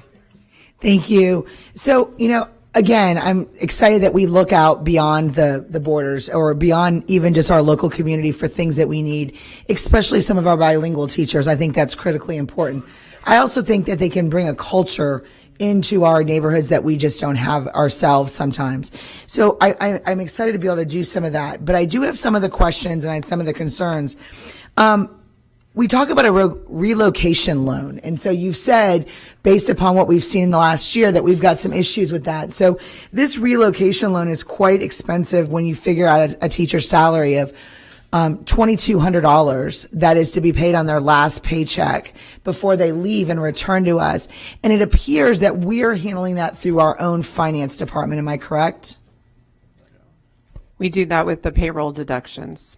So do we do it over time, or is it like a one-time shot? Because it does say in here, like at the end of the program, but I didn't know how we were really handling it. So it's over time for the length of the time that they're here. We've only had them, the last year. This is the first year that we've had that.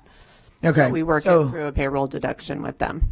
So with that being said, they're also making the same salaries as our other teachers, and the fee that it appears that for every teacher we hire, we pay this company a fee, and they takes over basically what we would have been paying for our other benefits. It doesn't appear to be anything over our costs as a district. But I am curious. The one thing I do want to know is when I looked up this company and looked up the website and looked up their marketing material to these teachers, some of the information they provide is concerning to me when it comes to housing, when it comes to food costs, when it costs the cost of living in our area. And so how have we seen those teachers really be able to manage living here with knowing all of that, having some deductions? I mean, they're estimating food costs anywhere from $270 to $300 a month. That's not a lot today in our total economy. They're estimating housing at $504 to $950. Again, transportation $475 to $700. So I'm a little concerned that what we're marketing, that will we be able to produce that when we're here? And so, Superintendent Davis, I'm glad you mentioned that this is something you've seen. So could we find out how have you handled these issues? Because I kind of feel it's disingenuous of the numbers that are being presented.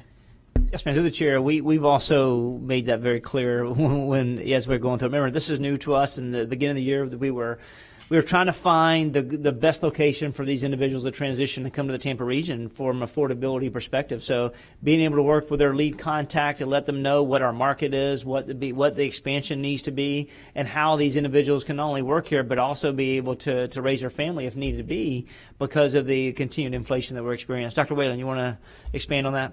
Yes, the company also provides a support specialist to them, and we also have 2 local mentors here that are folks from here. One is one of our retired principals, actually, that they employ through EPI to assist our staff members here locally. We obviously, this is a piggyback also on Palm Beach, and their cost of living is very similar, if not more than what ours is as well. So they're very familiar with that, but we will give that feedback to the company that, there's some concerns about this state particularly for what that might look like for the cost of living. But a lot of the school sites worked with their folks. We got them connected with some other local services as well. So we're really happy that we were able to retain all but one, and that was for a different family emergency back in their country. And to that point, to Ms. Rendon's point, and to Dr. Whalen, we needed a better opportunity for them to come prior to then just to start a pre-planning, for them to get accustomed to our community, to get accustomed to the surrounding facility, and I say their school facility, about where to even go to a bank, where to go to a restaurant, wherever whatever it may be. We have expressed the need of expanding that time so that they have greater accessibility to our community and know how to interact with it. So how many schools are these 45 teachers in currently? 24. Okay. And do we know the location of those schools? Absolutely. I don't know right now. Yeah, okay. That's fine. I don't know unless I can say. All right. I appreciate that. All mine. All right. Thank you. Thank you. Thank you, Member Rendon. Member Gray? Thank you, Madam Chair. Very interesting, important questions, Member Rendon. We know that at Greco we have a number of the teachers that are from foreign countries, and my only question is, and perhaps Dr. Whalen can answer it, but because of the variables such as transportation, language acquisition, cultural nuances, as you would expect from various countries, we have an evaluatory system, of course we do, for teachers, but do they have an extra, this particular organization, a different type of evaluation above and beyond ours? Just curious to Our know. educators are under our same evaluation system. They have different requirements that the company works with them throughout, and part of it is that they have to do some various projects, but that's all done through EPI and their staff members. And how have their evaluations been so far, Dr. Whalen, in terms of our standard evaluation for teachers? Well, we haven't completed the final evaluation process with them. It's coming up in the spring, but all of our leaders are planning to retain all of the 45 teachers. Okay. So that's very positive. Okay, very good. Thank you. Thank you, Member Gray. And I just wanted to make a couple points because I know quite a few of those teachers are out in my schools because I do have a lot of dual language schools.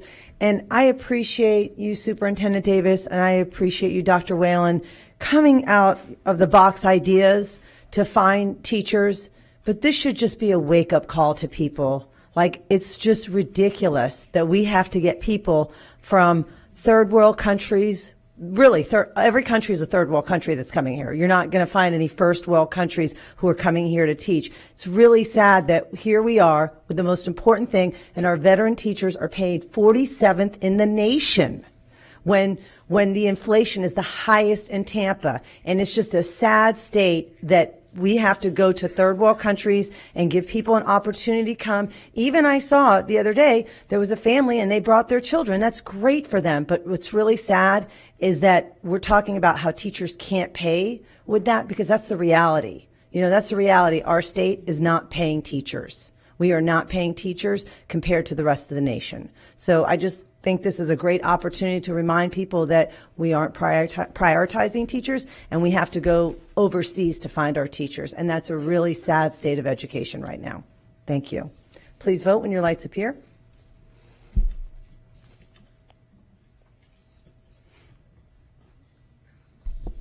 And it passes unanimously. 503, Contract 23017 XMTIV with Florida State Fair Authority for 2022-2023 graduation. Superintendent Davis will highlight this item. Yes, ma'am. Through the chair, as you know, we got an opportunity to celebrate our seniors coming up. This window from graduation, we'll be using this facility, and the fairgrounds have been a wonderful partner from May the 14th through June the 1st. This will allow us to host 28 traditional high schools, 8 alt education centers, 3 technical colleges, 4 career centers, virtual K-12. This sets us up not only to use the facility for graduation, but also to be able to have rehearsals, and allows us to pay for additional security personnel, technicians, whether it be electrical or audio, but also being able to use all the rooms and facilities to be able to create the best experience we can. We've done a number of reviews, especially this year, trying to find multiple venues, and this is the cheapest venue that continues to provide the greatest accessibility to our families related to graduation. Thank you, Superintendent Davis. I need a motion, a second, to approve I need C503, I have a motion by Member Washington. I have a second by Member Perez. Any discussion?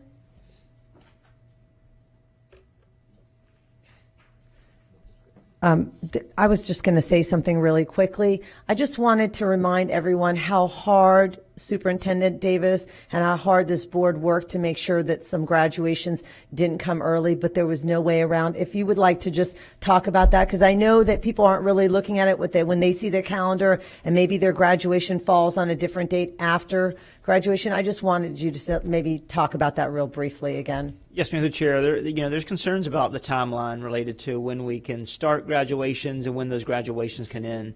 The biggest thing that we see that this is all linked to instructional hours, and we have to meet the requirements of instructional hours for our seniors before they have a chance to walk across that stage. One thing we don't want to do and never do is put schools in a situation where kids are walking across the stage and have not completed all of their credentials. So once those instructional hours are completed, then we start this process, and we're going to face this over the next 2 years related to the implementation, also through the student calendar. So we ask our families to be patient with us and take the time to celebrate such an awesome opportunity, and we look forward to doing it in a safe manner. Thank you, Superintendent Davis. Member Rendon? As someone whose daughters were not able to walk at graduation, I'm excited to be able to do that again. But I don't see anywhere in this contract where they're limiting any of our number of families coming at this point, as far as the facility. No, ma'am. Through the chair, this is once we started with COVID, we decided to move to limited number of tickets. This is surrounding, if you look at the majority of school districts in the state of Florida, they do the same thing unless they're having their graduations on a football field. So going to university, my daughter's graduating college in May, and she only gets 4 tickets. And I want to bring all my family, however I can't do so. But if you look at surrounding counties in the state of Florida and along with us, we want to make certain that we have a safe environment. And one thing we've learned from COVID, while we'd love to open the doors for everyone, we've done a really good job creating that space for our families and having that celebration. Thank you. Please vote when your lights appear.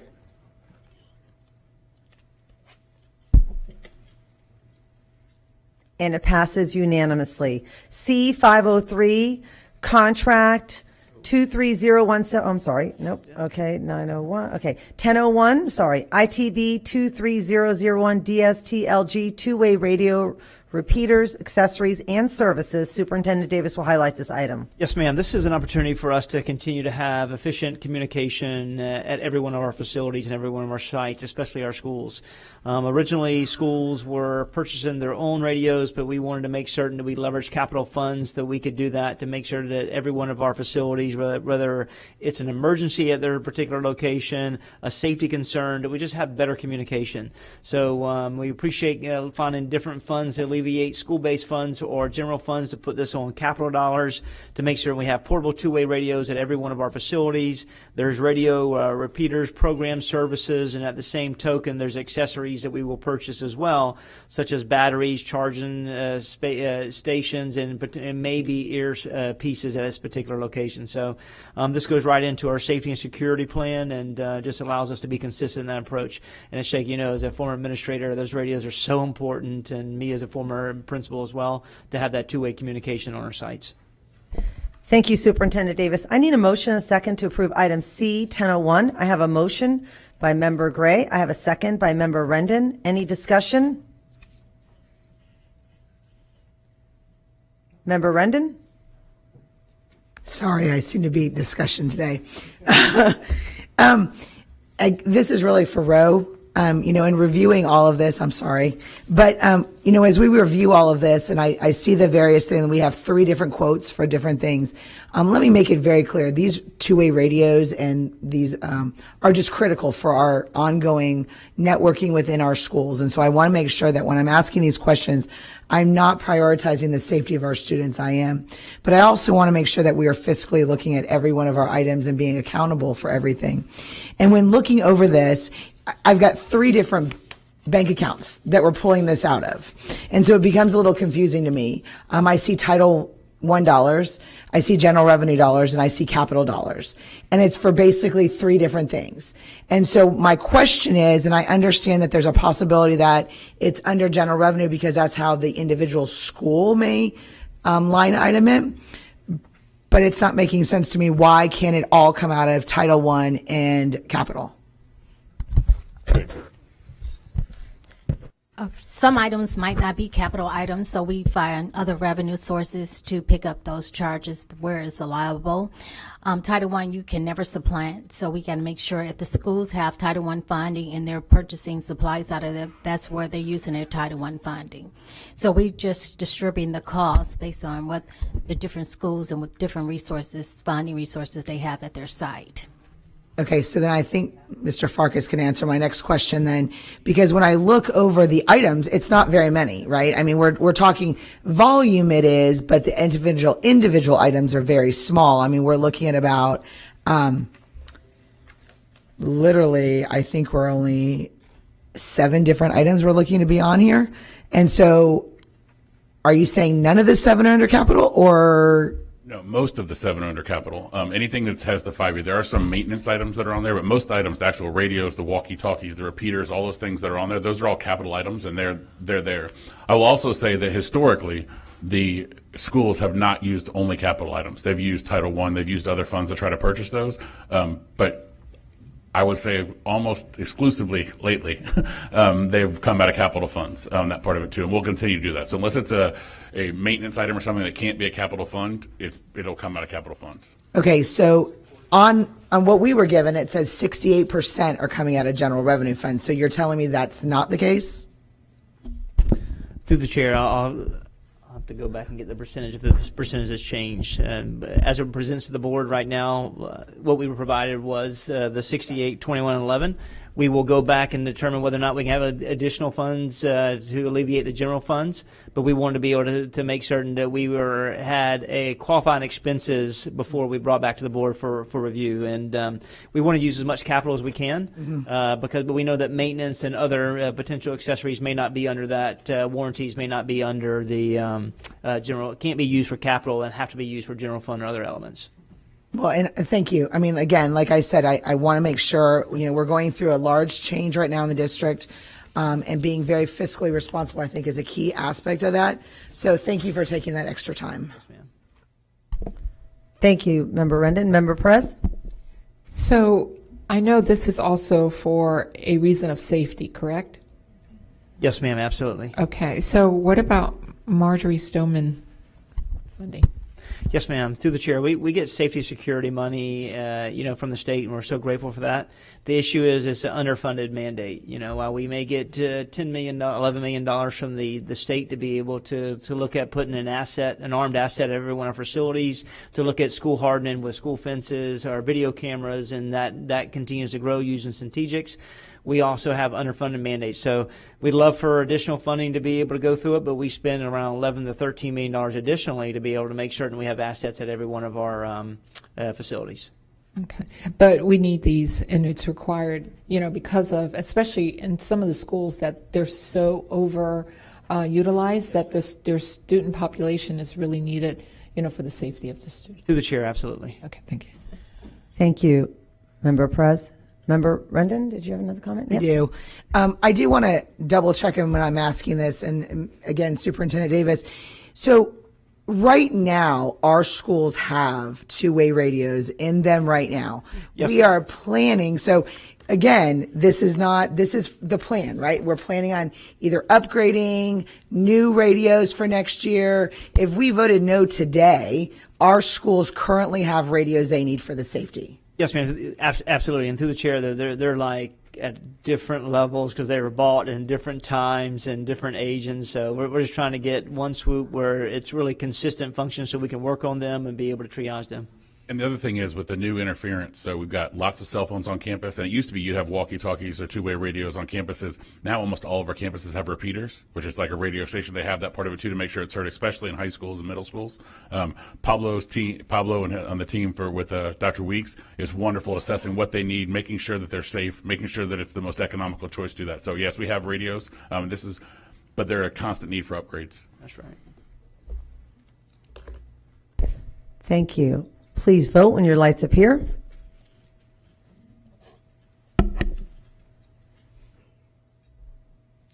And it passes with 5 yeses and Member Rendon voting no. 1102 2023 District and School-Based Instructional Culture Survey. Superintendent Davis will highlight this item. Yes, ma'am. One of the biggest things we have to do is get feedback from our practitioners related to how we improve the everyday experience, how we improve classroom professional development, how we improve student outcomes, what we think from our teachers and our leaders related to observation and feedback, whether it's genuine and help them to be able to improve every day, looking at peer culture, instructional pacing for student leadership, also overall leadership at scale at our schools, and also how the evaluation process has been handled within our school district. We did see there's major increase in instructional planning for student growth last year. This will be the third year of implementation for the Insight Survey. And then also we saw an increase of leadership related to being how leaders are continuing to focus on building capacity. We still want to make certain that our professional development is our areas of focus, because we don't want to waste instruction's time, because time is our enemy every single day. But we want to be able to make certain we have strong professional development, and that was one of the indicators within the Insight Survey that talked about next steps. The first year we only did teachers. That was 72% related to a survey response. Last year we included everyone in this community, everyone in the organization, from support staff to school-based leaders and district as well. And that was at 63% of the workforce. We want to improve that. This will be used with $149,000 will be used for using our eBay, our e-payable rebates, which is from Staples and other entities. But this is a instructional survey not only for teachers but support staff, and also for our families. Our families to be able to look at domains about how they look at teacher interaction, school leadership, and do we have a welcome environment every single day. And one thing we highlighted last year from our families, they said they had a really good, strong relationship between the families and our educators, which is just continue to tell how remarkable our teachers have been. So this is a plan to implement sometime after spring break, as we get back from spring break and start to be able to close the school year out. Thank you, Superintendent Davis. I need a motion and a second to approve item C 1102. I have a motion by Member Washington. I have a second by Member Gray. Any discussion? Okay, please vote when your lights appear.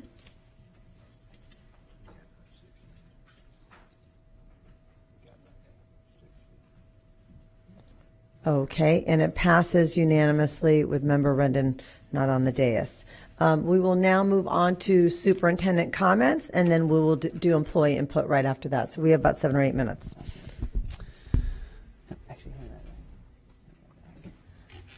Thank you very much. We get the PowerPoint up this evening. Just a couple celebrations that we want to be able to acknowledge this evening.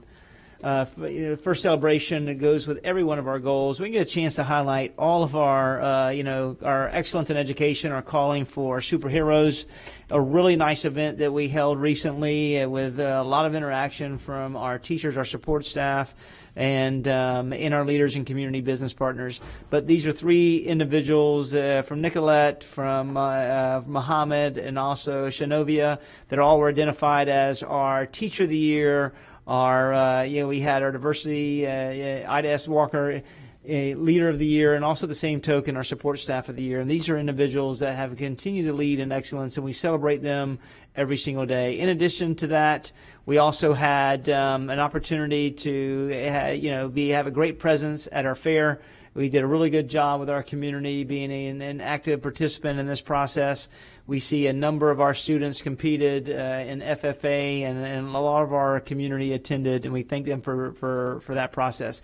And then, as the board members said 2 weeks ago, the middle school and high school student forum, some of the most powerful conversations we've had to date, to be able to learn and listen how we continue to grow. We thank our board members for being an active part of that process. That is so important for us, and we see our educators and board members actively involved in that. And then also the Elementary Fine Arts Festival. What an awesome night, and so proud to be able to make it. I thank our team for being a part of that process. And right across the street, I know that we are at the Tampa Museum of Arts as well. So Laura and Tracy allowed our children just to show their skills, their abilities, and their hard work.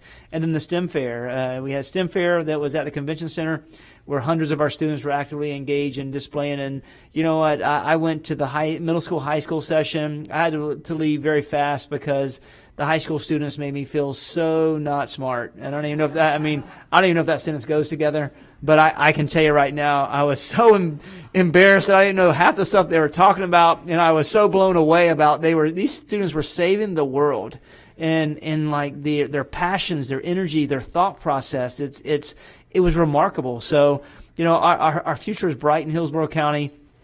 Students, had their projects were so in depth, and we thank them and our team and our staff for creating this space, and we'll push to be able to increase that process as we move forward.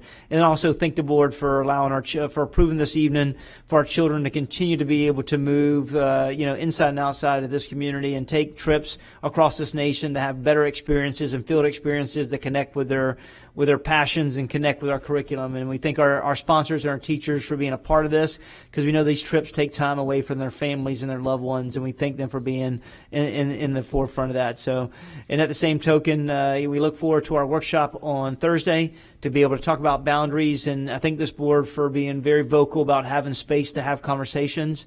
And we look forward to be able to identify our next steps and working collectively as we make the best decisions for the school district and for this community. And then spring break, we want to thank all of our teachers, support staff, leaders, and the board needs a spring break as well. And and all of our leaders. The 13th to the 17th. Don't read any emails. I promise not to send many. Sorry. And we're going to step away. We need time away and to be energized to come back and do some cool things for kids. So enjoy the spring break, be safe, and look forward to everyone upon the return on the 20th. Thank you. Thank you, Superintendent Davis. We'll now move to employee input.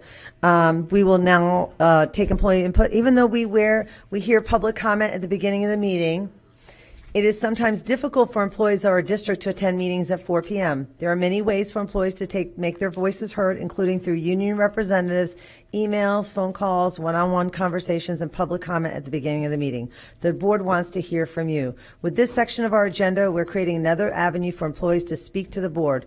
We're setting aside 30 minutes for employees of the district to speak to the board about any issues that are on your mind. This is not intended for a discussion about specific agenda items on tonight's agenda, but rather an opportunity for you to speak to the board about any issues related to your job or district. Each speaker will have 3 minutes. I will call the first speaker.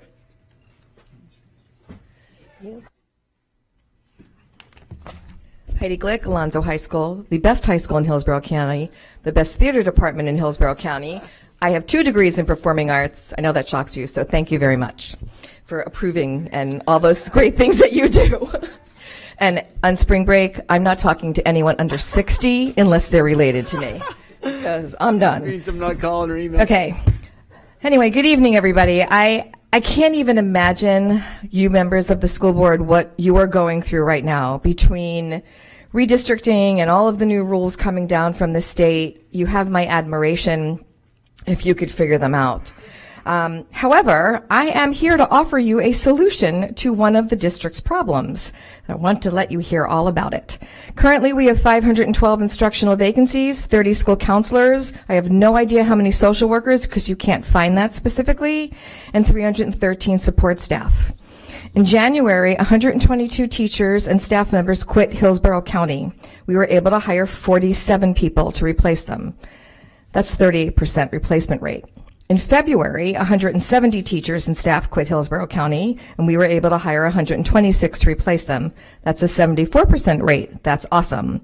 Except that's only 59% between the two of them and over 1,000 empty seats right now. So I have some advice for us to catch up. And I say us because I'm a stakeholder. I teach in Hillsborough County. Both my kids went to Hillsborough County schools. Alonzo, shocker. My grandchildren go to Hillsborough County public schools, and we are still short such a tremendous amount of teachers and staff. I want to know who's going to quit in March. How many more are going to leave? And how are we going to be able to replace them? But listen carefully, I have a solution. You do not, I don't know if you are aware of this, need to wait for the magistrate's ruling. You can right now give every single employee their 2 steps. You can vote on that. You can make that decision. I know of at least 100 staff members throughout the county that are looking for other employment. They're not going to wait until the end of the school year to leave. They're going to leave now. More and more people are going into drop. I have a friend who went into drop. She has 4 years left. She's gone. She will wait to the end of the school year, but her house sold, so she's gone. That's another empty space.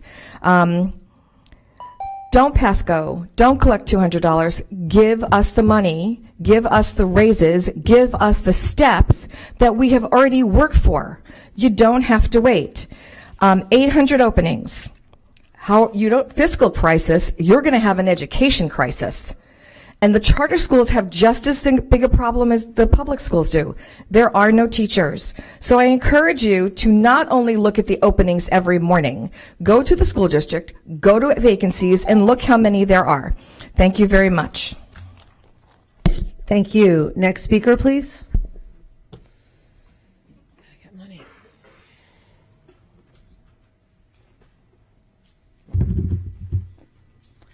Hello again. I am Emily Greist, and I teach at Riverview High School, which has the best art department out there, because I'm an art teacher. First off, I did want to thank you guys for all of the kind words about the arts in Hillsborough County. Personally, I had a student in the Gasparilla show this weekend. 6 of my students are getting honored at Thursday at Blake, and I've got 2 more coming up at the Dali. So we work hard at the Riverview Art Department. Tying into the arts, I teach 3 AP art classes at Riverview High School: AP 2D Design, AP Draw, and AP Art History. With the recent banning of AP African American History, I worry a lot for my AP classes. For AP 2D Design and AP Draw, both are based around student-selected questions. One of my students, who has been my student for the past 4 years and has taken every single art class I offer, she based her sustained investigation question around the history, emotions, and effects of being Black in America. If we are not allowed to talk about Black history in this state, is my student still allowed to talk about her own history through her artwork? Art is inherently avant-garde and controversial. Art makes students think about the world around them. Art has the power to help students express their thoughts about their experiences and lives, especially when they may not be able to through words. Art is a universal language that everyone can understand. If the governor can come for AP African American History, nothing is stopping him from coming for students that choose to talk about their lives and their experiences as Black, Indigenous, and people of color in this state. I know this fight isn't here in Hillsborough just yet, but it's coming.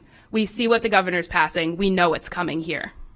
What I'm asking you to do as the decision makers in this county is, when the fight comes here, that you stand up for my art kids who want to talk about their lives through art, and stand up for our students that deserve to have their histories taught in classes. Banning classes and banning books is never the answer. Education and inclusion is always the answer. Thank you very much. Have a great night. Thank you. Our final speaker.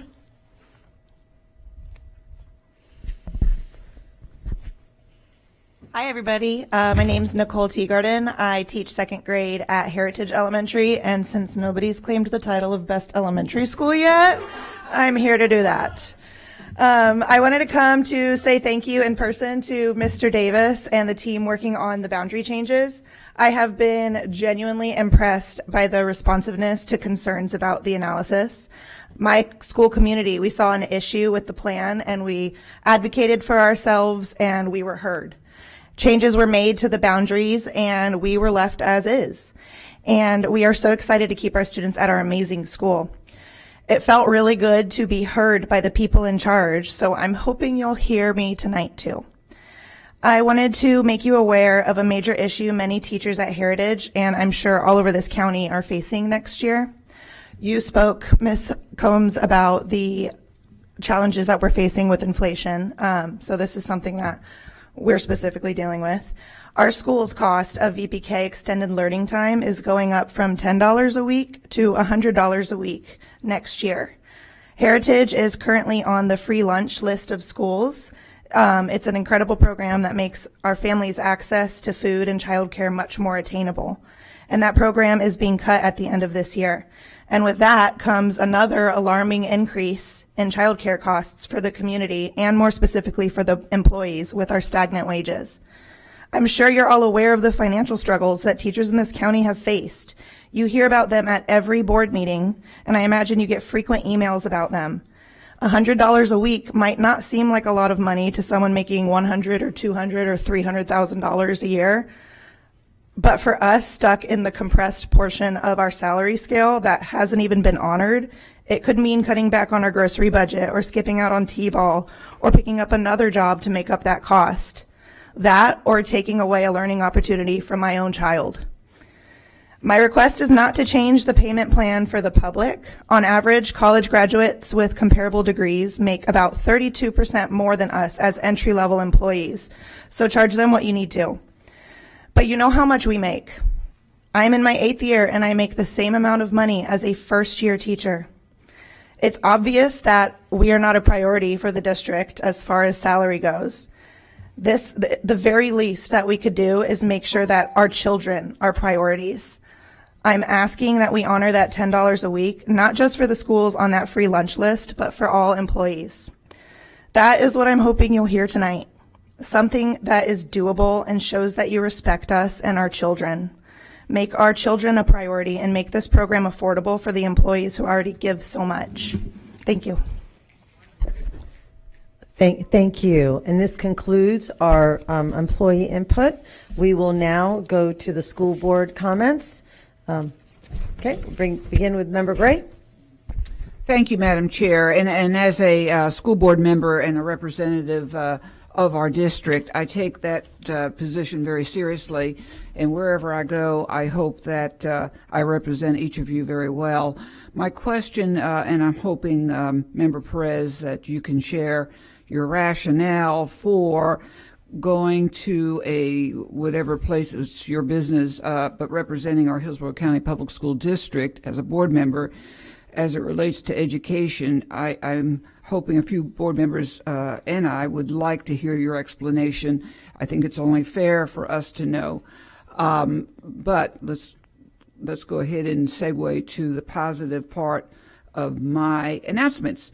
Well, first, Heidi and the rest of you all who just went away, we want to thank our teachers, our staff, our ESP, and our paras, everyone, administrators, for their hard work and hoping that they have a relaxing session as they get a week off finally.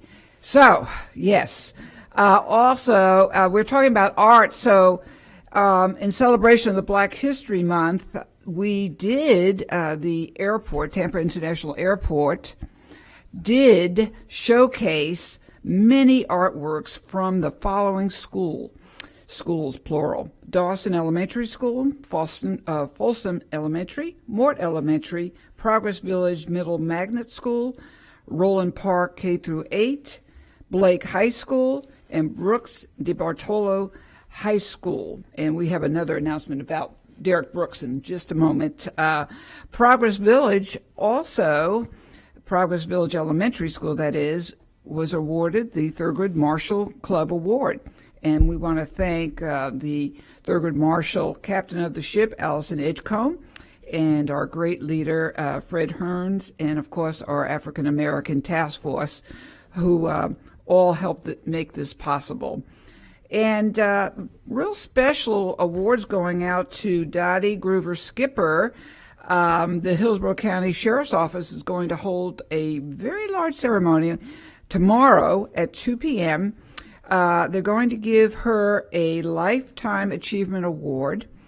And she has worked tirelessly for the awareness of human trafficking and basically the students who get caught up in the nefarious social media chit-chat that they see on their phones. She's always trying to protect the students' safety. And last, but, well, at any rate, the AVID coordinator, Lisa McGinn, totally represented at Barrington Middle School, the wonderful teachers who will definitely promote and educate other teachers, but more importantly, students, to help them become successful leaders as they go through high school. And Newsome High School AVID seniors were there, who will absolutely help motivate other middle school grade levels to also engage in AVID, advanced individual determination, which is the acronym meaning. So I have one other announcement. You wanted me to read this one, right? Derek. Oh, yeah. Okay, so we had Shake Washington and myself. We went to the annual Tampa Bay History Center, the second annual time. This was the Black History Month reception. Fred Hearns organized it. C.J. Roberts is the CEO of the Tampa History Center, but the speaker was so dynamic. Derek Brooks, Hall of Famer. He really gave a heart-rendering speech about, the importance not only of education, but how he became a successful leader. And he said it, and this is what Shake always says, it's through teamwork, working as a team. And he said that many times because we can't just do it alone. And board members, we know that. We have to work in coordination with and among ourselves. And so at any rate, that was a great evening that we had. And that concludes my remarks. Member Combs? Thank you, Member Gray. Member Washington? Thank you, Madam Chair. First, let me, Mr. Porter, he's back in the back, but I enjoyed at Armature Works the Cup of Compassion. It was really nice. It was a nice breakfast. Kind of early, though, 7:30. I don't usually get up at 7:30. But you know what? I made it, Mr. Porter. But it was really nice. It was really nice to be there and for those guest speakers. It makes your day. It really does. So thank you for inviting me to that. And then we had the literacy fair, and Dr. Hahn is not here, but it was fantastic. And I just want to thank you, Dr. Hahn and Ms. Render, for coming. At Slide, we had a great time. It was really nice. Had a lot of attendance because reading is essential for our students. Very important. Very important. So I want to thank you for coming, Ms. Render, and also Dr. Hahn does a great job every time she comes out to Slide, and so forth. Now, Pablo, do you have? Good. I was going to ask you about that. Good. Okay, so we had an opportunity to do something, to be the very first.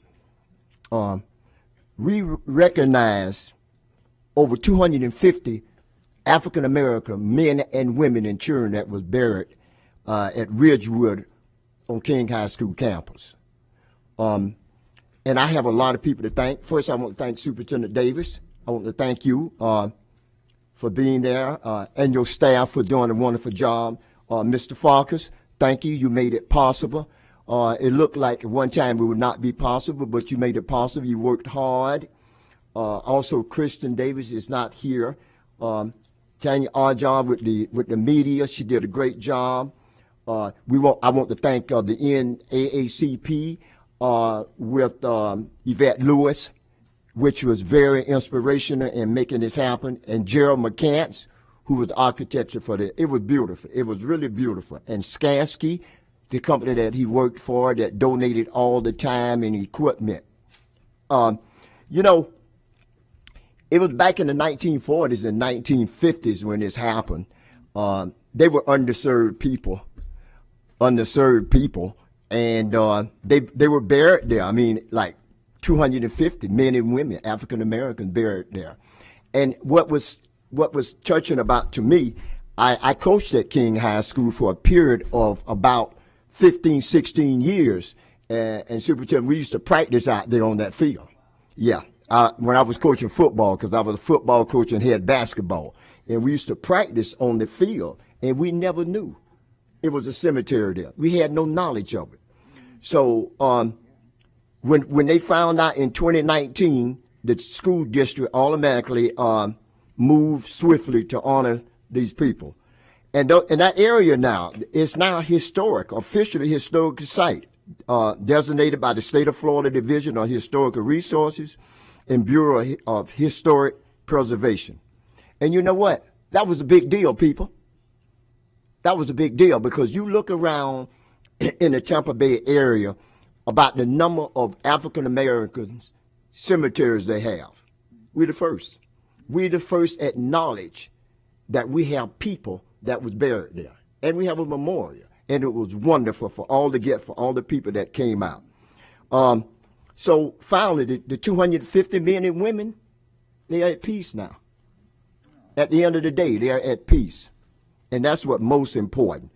So it was really touching. It was quite an experience.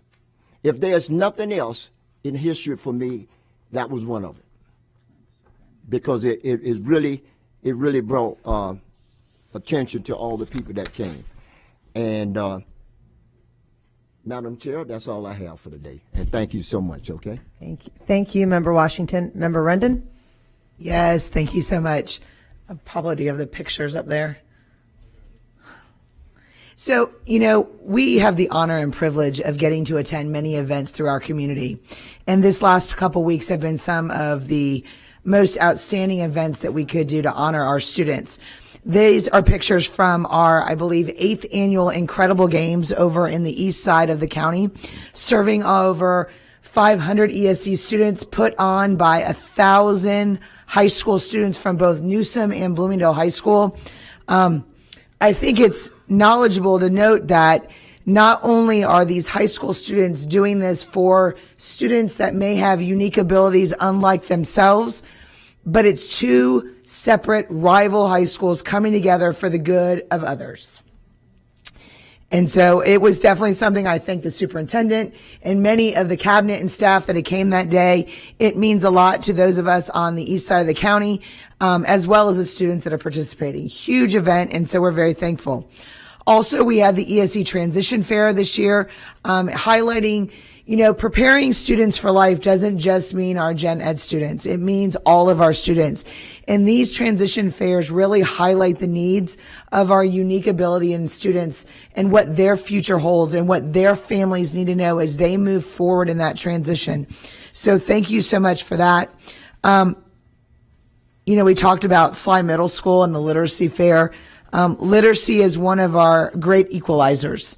And so making sure that all of our students has access to early learning and early literacy is a key to the success of all of our students. And so I thank Dr. Hahn and Mr. Washington for coming out and supporting all of our students in our community. The Crisis Center of Tampa Bay serves all of our students. They serve not only our students, but our families, our community members for a variety of reasons, whether it's mental health conditions, ongoing counseling, trauma, and crisis intervention for all levels. And so we have the distinct honor of saying as an elected official, we honor you and that we come together to support all those in crisis in Tampa Bay. And I find that to be an honor to do that. And I thank the Crisis Center of Tampa Bay for all they're doing. They have the 24-hour suicide hotline. They have hotlines for our veterans, hotlines for many other things that we are supporting here in the Florida as a whole. And so they are a 24-hour service that honors and supports members of not only the Tampa Bay community, but members all over our community. So thank you again for all that you do. I also want to honor our FFA students all over Hillsborough County. Not only from the state fair to the Strawberry Festival, they have worked their tail off for the last year, raising their agriculture, raising their livestock, and being able to present that and put it up for sale or maybe for breeding. It takes time. It takes energy. It doesn't stop because they have a day off. They still have to feed their animals. They still have to tend to their animals and their plants. And so it has been an honor to be able to support them both at the Florida State Fair and at the Strawberry Festival for all of their hard work.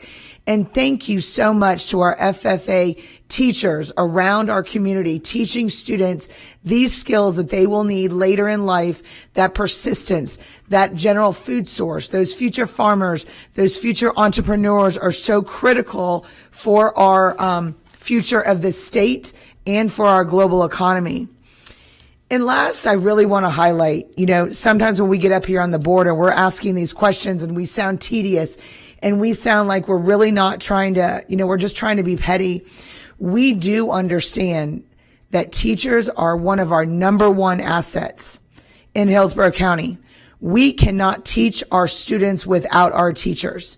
And so we're going to continue to ask the hard questions. We're going to continue to make the hard decisions, knowing if we don't have teachers, we're not educating students. And so when it sounds like we're being petty over a radio or a tire or a windshield, it's really to make sure that we know exactly where each and every dollar are going. And I'm going to vow that I'm going to always ask those questions, because I'm going to make sure that we put those dollars in the right category to leave as much open for our teachers as possible. And it's a critical need around our complete community to understand and know that we are not doing boundaries because it's convenient for us. We're not doing boundaries because we're not looking at the overall scope, but we truly need to look at how we are being fiscally responsible with our infrastructure, our finances, and the resources what we have. And that's going to call for hard decisions that are not going to be easy on us or the community as a whole. So thank you. Thank you, Member Rendon. I was going to go kind of hard, but I'm going to go light just because it's that kind of meeting at the end of the day. But just a couple things. Tomorrow, there'll be the 2023 Hillsborough County Regional STEM Grand Award Ceremony, and that's going to air live at 6:30 tomorrow, and it's going to air live on Hillsborough TVs as well as TBAE. And there's just so many great events that I've gone to in the last few weeks. I mean, I can't even name all of them, but I guess one that really stands out to me is because it just talks about the people in this district is I went to an Aspira event where Pablo, Mr. Gallego and Araceli, they organized something to really try to find, individuals in leadership positions that are Hispanic and really so that way students can see leaders like them and find those leaders that are available. But one thing that stood out to me was not just the potential leadership, was really all the people that were there who are in the cabinet or area superintendents or supervisors who came for an evening, in the middle of town and late at night, and just the dedication and commitment from all the people in our district. I just want to thank all of them. I mean, we talk about teachers all the time, which is the heart and soul, but so are the custodians and the lunchroom and our cabinet and our district members. So we have to do something to generate more money for our people. We keep talking about how we want to do it, but we have to make hard decisions. And so I tell you, when I go out to every community membership, every meeting, people say the same thing. Don't move me. I don't want to go anywhere. Don't close my school. That's what everyone says. Every community engagement I've gone to, I haven't heard one thing different than that. So when things haven't changed, it's because there's been so much pressure. But we have to do something because the money is not coming from the state. It's not coming from local taxes. It's not going to come from, sales tax or property tax. So it's got to come from within our district. And that means looking at every single contract, but also looking at if you live closer to somewhere, maybe not this today, maybe not next year, but eventually you're going to go there. And at the end of the day, as a school board member, based on statute 101.363, district school board members are members to represent the entire district. Each district school board member of each district shall represent the entire district. Each member of the district school board shall serve as a representative of the entire district. So that means even though people come and they say they're not going to vote for me, well, guess what? Most of those people don't even live in my district. Bottom line is I have to think about every single student, regardless if they live in South County or they live in North County or they live in South Tampa. And that means when we have 1,000 vacancies is stop talking and action, not words. Let's see some action. This meeting is adjourned.